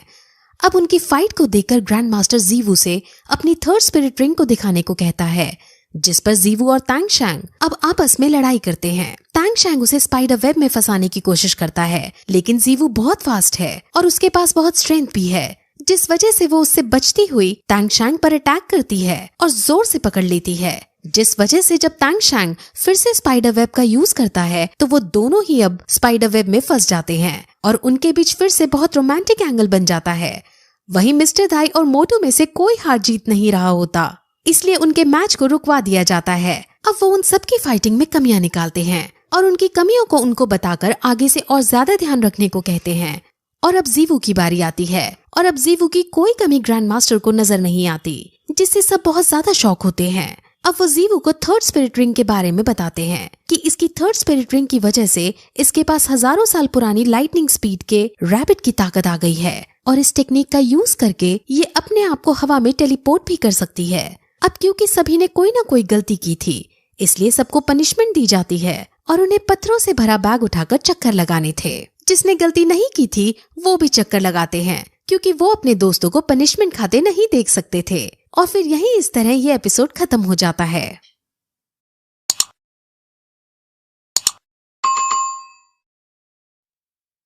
जैसा कि लास्ट एपिसोड में हमने देखा कि टैंग शैन और बाकी कुछ स्टूडेंट्स को श्रेक स्कूल के अंदर एडमिशन मिल गया है और अब वहां अंदर जाने पर उन्हें एक सॉसेज की दुकान दिखती है। जीवू का सॉसेज खाने का मन है, जिसकी वजह से वो तुरंत टैंग शैन से उसके लिए सॉसेज लाने के लिए कहती है और टैंग शैन उसके लिए सॉसेज खरीद कर लाने लगता है। वहाँ जब टैंग शैन उसको अंकल कहकर पुकारता है तो सॉसेज बेचने वाले आदमी को बुरा लगता है, क्योंकि वो असल में कोई अंकल नहीं बल्कि उनकी तरह ही एक स्टूडेंट है जो यहाँ सॉसेज बेचता है। ये सुनकर टैंग शैन को बहुत अजीब लगता है और तभी वहाँ फिर मिस्टर धाई भी आ जाते हैं, जो अंकल सॉसेज को बहुत डांटते हैं क्योंकि यहाँ पर ये बेचना मना था। टैंग शैन पूछता है कि आखिर क्यों ये बेचना मना है, इसमें खराबी क्या है, जिस पर मिस्टर धाई बताते हैं कि ये सॉसेज इसकी स्पिरिट सोल से बनी है। इसकी स्पिरिट सोल फूड के ऊपर है, जिस वजह से ये अपनी बॉडी फ्लूइड्स को यूज करके सॉसेज बनाता है। अब ये सुनकर टैंग शैन को उल्टी आने लगती है और वो उसके सॉसेज वापस कर देता है। मिस्टर धाई इस सिचुएशन पर बहुत हंसता है। अंकल सॉसेज के कई सारे नाम हैं, लेकिन हम इनको ऑस्कर कहकर पुकारेंगे। वहाँ हम दो लड़कियों को भी देखते हैं जो इन्हीं के साथ एडमिशन लेकर आगे बढ़ रही थी। असल में अभी इनका एडमिशन हुआ नहीं था, इनका एडमिशन प्रोसेस चल रहा है। यहाँ पर बहुत सारे बच्चे खड़े हैं और सभी एग्जाम 1 की लाइन में लगे हुए हैं। टैंग शैन भी एग्जाम 1 की लाइन में जाने लगता है, लेकिन मिस्टर धाई उसे रोकता है और उसे सीधे एग्जाम 4 की तरफ ले जाने लगता है। अब बाकी स्टूडेंट्स जो एग्जाम 1 की लाइन में लगे हुए थे वो नाराज हो जाते हैं, क्योंकि इन बच्चों को एग्जाम 1, 2 और 3 को स्किप करवाकर सीधे एग्जाम 4 में ले जाया जा रहा है। जिस पर अब मिस्टर धाई उन्हें समझाता है कि जिनकी रैंक 20 से ज्यादा है वो पहले 3 एग्जाम को स्किप कर सकते हैं। टैंग शैन की रैंक 29, जीवू की रैंक 29 और बाकी जो 2 लड़कियां थी उनकी रैंक 26 और 27 की थी, जिस वजह से सिर्फ वो 4 ही एग्जाम 4 की तरफ जाने लगते हैं। अब फिर रास्ते में मिस्टर धाई बताते हैं कि जो पिछली लाइन में लगे हुए बच्चे हैं उनमें से कोई भी पास नहीं हो पाएगा, क्योंकि एग्जाम 2 और 3 बहुत ज्यादा टफ होते हैं और रैंक 20 से नीचे वाले बच्चे इसमें पास नहीं हो पाते। असल में हर साल सिर्फ 2 या 3 बच्चे ही एडमिशन पा पाते हैं और अब तक सिर्फ 42 बच्चे ही स्कूल में पढ़े हैं। अब ये सुनकर उनको अजीब लगता है, क्योंकि आखिर इतना मुश्किल एंट्रेंस रखने से तो स्कूल का ही नुकसान है, क्योंकि उन्हें बच्चों से फीस नहीं मिल पाती। जिस पर मिस्टर धाई कहता है कि यहाँ का हेडमास्टर यानी यहाँ का प्रिंसिपल अपने असूलों का पक्का है। वो चाहे गरीबी में मर जाए, लेकिन वो कमजोर बच्चों को नहीं पढ़ाता। इस स्कूल में बच्चों से ज्यादा तो टीचर्स हैं और यही इस स्कूल की सबसे खास बात है। यहाँ टॉप क्वालिटी की एजुकेशन दी जाती है और इसी वजह से टैंग शैन के टीचर, जिनको सब ग्रैंड मास्टर कहते हैं, उन्होंने श्रेक स्कूल रिकमेंड किया था। असल में यहाँ से ग्रेजुएट होने का यानी यहाँ से डिग्री लेने का बहुत मुश्किल क्राइटेरिया है। यहाँ एडमिशन लेने के बाद अगर तुम्हारी रैंक 40 या उससे ज्यादा है तभी तुम यहाँ से डिग्री पा पाओगे, वरना तुम्हें बिन डिग्री लिए ही भगा दिया जाएगा। इसीलिए अब तक सिर्फ 14 बच्चे ही यहाँ से ग्रेजुएट हो पाए हैं और वो 14 आज की डेट में अपनी अपनी फील्ड में नाम कमा चुके हैं। बाकी बच्चे जो एनरोल हुए थे लेकिन ग्रेजुएट नहीं हो पाए, वो 20 को मारते मारते खुद ही मर गए और उनकी कहानी वहीं खत्म हो गई। अब ये सब सुनकर बच्चे बहुत डर जाते हैं, लेकिन वो कैसे न कैसे करके इस स्कूल में पढ़ना चाहते थे, इसीलिए वो आगे बढ़ते हैं और एग्जाम 4 पर पहुंच जाते हैं।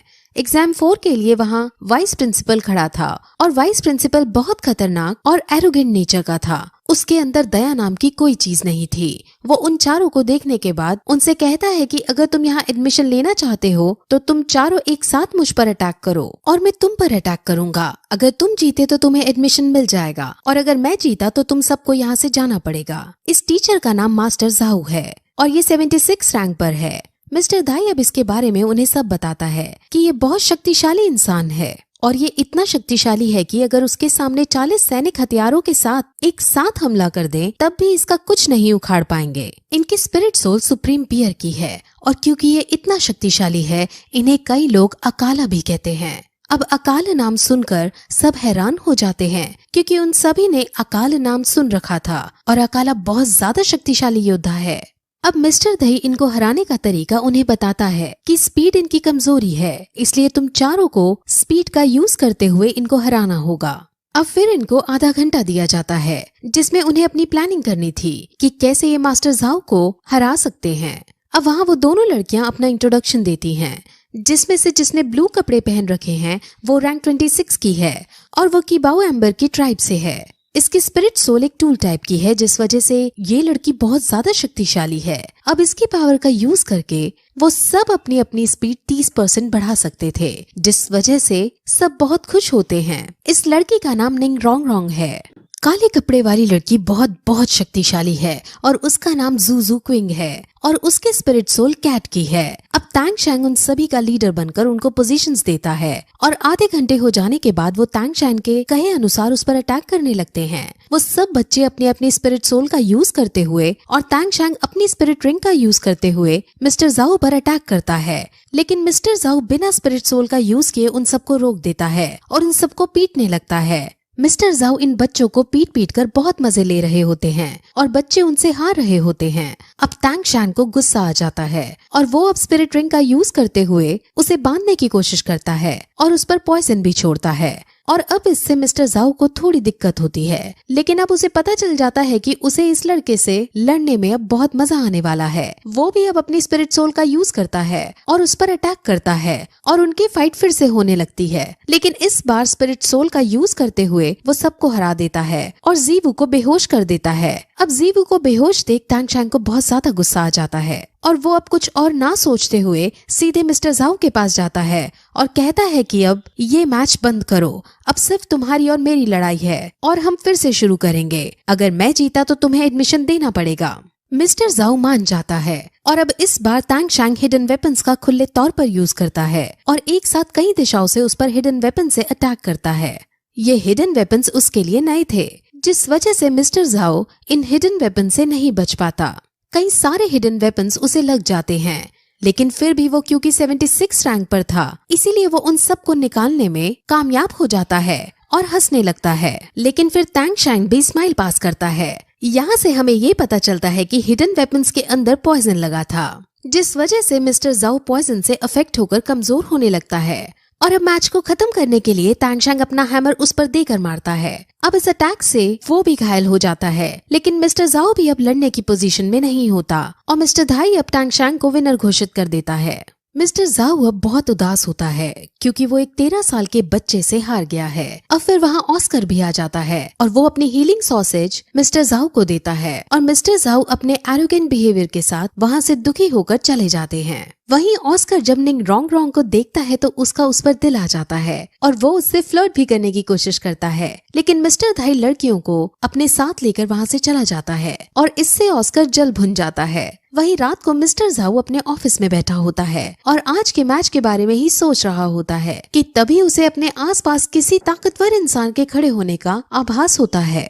वो तुरंत बाहर जंगल में जाकर चेक करता है और वहाँ से अपनी स्पिरिट सोल को बाहर निकालते हुए देखने की कोशिश करता है कि आखिर कौन है जो यहाँ पर बिना पूछे आ गया है। वहाँ तभी एक मास्क मैन आता है और वो अकाला कहकर उसे संबोधित करता है। वो मास्क मैन और कोई नहीं बल्कि तैंग शैंग का पिता तैंग हाओ है। तैंग हाओ के आसपास लाल कलर की रोशनी और एक बड़ा सा हैमर है और तैंग हाओ बहुत ज्यादा शक्तिशाली है। इसकी रैंक 90 से भी ज्यादा है और ये बात मास्टर जाओ को पता चल जाती है। असल में तैंग हाओ इस टीचर को सजा देने के लिए आया था क्योंकि आज सुबह इसने बच्चों के साथ अच्छा व्यवहार नहीं किया था।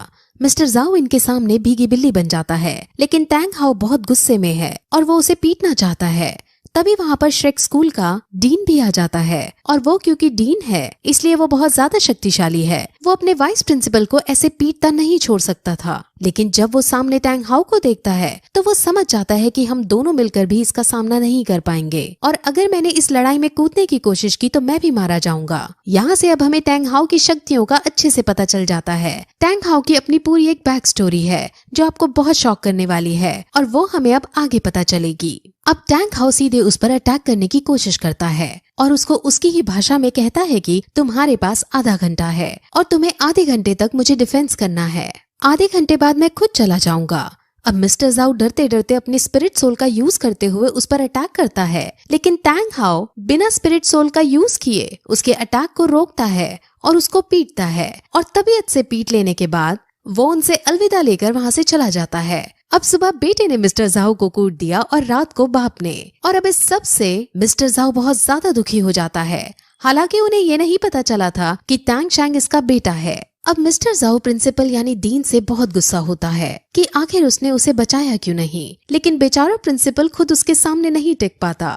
वहीं अब अगली सुबह टैंग शैन की आंखें खुलती हैं और वो अपने आप को एक कमरे के अंदर ऑस्कर के पास पाता है। ऑस्कर उसे जगा हुआ पाकर उसे नाश्ता देता है और उसे फिर अपने बारे में बताता है कि वो ऑस्कर है और उसकी रैंक 29 है। वो फिर उसे जीवू के बारे में पूछता है और उनको देखते ही समझ आ रहा होता है कि जीवू टैंग शैंग को पसंद करती है, लेकिन टैंग शैंग ही ये बात नहीं समझ पाता। उन दोनों में जीवू को लेकर बात भी होती है, लेकिन टैंग शैंग अब भी सिर्फ इतना कहता है कि वो सिर्फ मेरी एक दोस्त है। अब फिर टैंग शैंग उस ग्राउंड में जाता है जहाँ उसने कल मिस्टर जाओ से मैच किया था और वहाँ जमीन में गड़े हुए अपने सारे हिडन वेपन्स उठाता है और साथ ही साथ उसे ये भी समझ आ जाता है कि उसे मिस्टर जाओ जैसे ताकतवर योद्धा से लड़ने के लिए और भी हिडन वेपन्स बनाने होंगे और उसे और भी हार्ड ट्रेनिंग करनी होगी।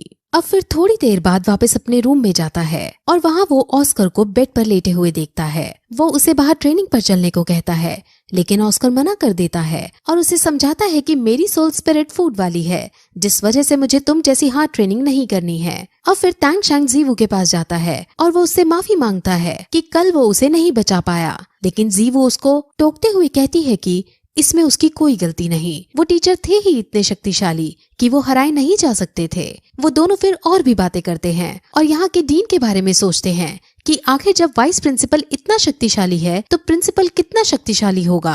अब फिर वो दोनों बाहर घूमने निकलते हैं और उन्हें एक मोटा बच्चा दिखाई देता है जो अपनी गर्लफ्रेंड से लड़ रहा था।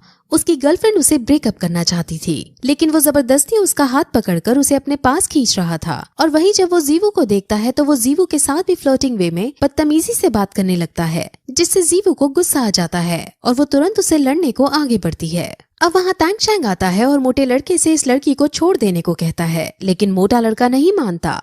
अब टैंग शैंग और मोटा लड़का फाइट शुरू करते हैं और मोटा लड़का टैंग शैंग के हर वार से बच जाता है, यानी मोटा लड़का बहुत शक्तिशाली है। मोटा लड़का फिर अपनी स्पिरिट सोल को यूज करता है जो कि एक बीस्ट टाइप की थी और वो फिनिक्स थी। Phoenix spirit soul beast type में सबसे शक्तिशाली होती है और वो उड़ने के साथ साथ भी फेंक सकती है। अब ये देखकर जीवू और टैंग शैंग बहुत शॉक होते हैं क्योंकि इतने मोटे लड़के के पास इतनी पावरफुल स्पिरिट सोल थी। लेकिन अब टैंग शैंग अपनी भी स्पिरिट सोल का यूज करता है, लेकिन वो उससे बच जाता है क्योंकि टैंग शैंग की स्पिरिट सोल एक प्लांट टाइप की थी और प्लांट हमेशा आग से डरता है, जिस वजह से अब जीवू उससे लड़ने जाती है। हालांकि जीवू पर भी वो भारी पड़ता है, लेकिन जीवू क्योंकि एक लड़की थी जिस वजह से वो उसकी सुंदरता से अट्रैक्ट होकर थोड़ा बहक जाता है और फिर जीवू को उसको हराने का मौका मिल जाता है और वो तुरंत उस पर अटैक करके उसे गिरा देती है। जीवू बहुत खुश होती है, लेकिन मोटा लड़का फिर खड़ा होता है और कहता है कि अब मैं तुम्हें नहीं छोड़ूंगा और फिर इस पॉइंट पर ये एपिसोड खत्म हो जाता है।